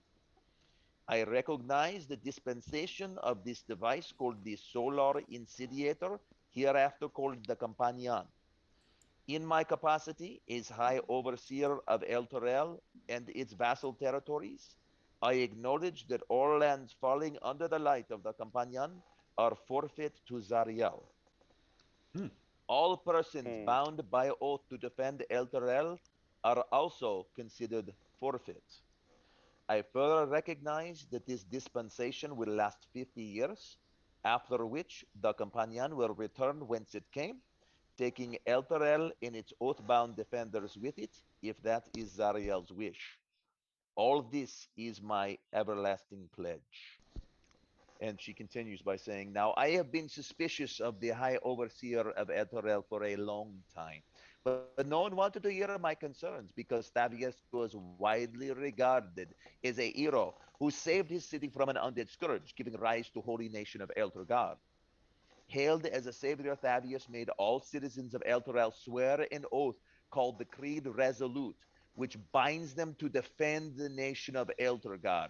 This is important because in Inscribed on those chains, it said, all persons bound by oath to defend Elturel are also considered forfeits. So, he made all citizens of Elturel swear an oath, which bound them to defend the nation of Elturgard, which then makes them subject to this infernal pact. Now, I met him years ago, and my instincts told me he was a charlatan. Afterward, I grew to suspect that he had cut a deal with one or more powerful devils, using the Creed Resolute to bind all Elturel to his dark deal. Now, only my history and my research pointed me to this possible conclusion, but every time I would bring it up, people would cite that I was just a conspirator trying to rile up and otherwise sully the good name of someone who did not believe in the science that I did. But this gives proof that he was indeed in league with an infernal pact and has damned the entire city of Elturel to the nine hells.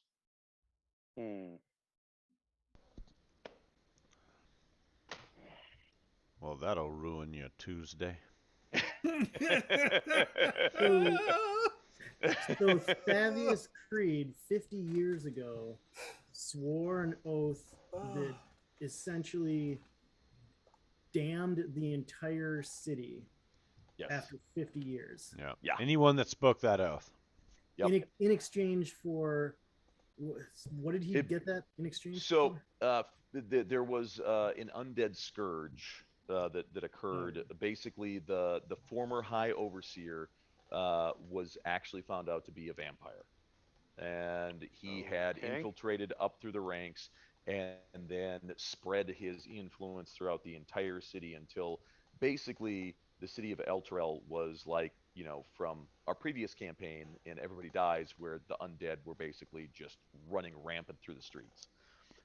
So in exchange for getting rid of the undead scourge by summoning in the companion, which was basically like a second son, which banished all the undead, if not destroying them outright.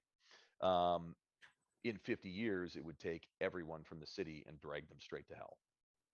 And he swore it to Zariel, so Zariel is definitely a bad guy now. Yes, Zariel is definitely that was a for sure. Yeah. Yeah. The Archdevil Zariel, I believe it's Archdevil, which means pretty high up there. Right. I believe that's a technical term for pretty high up there. I'd say it's a big deal.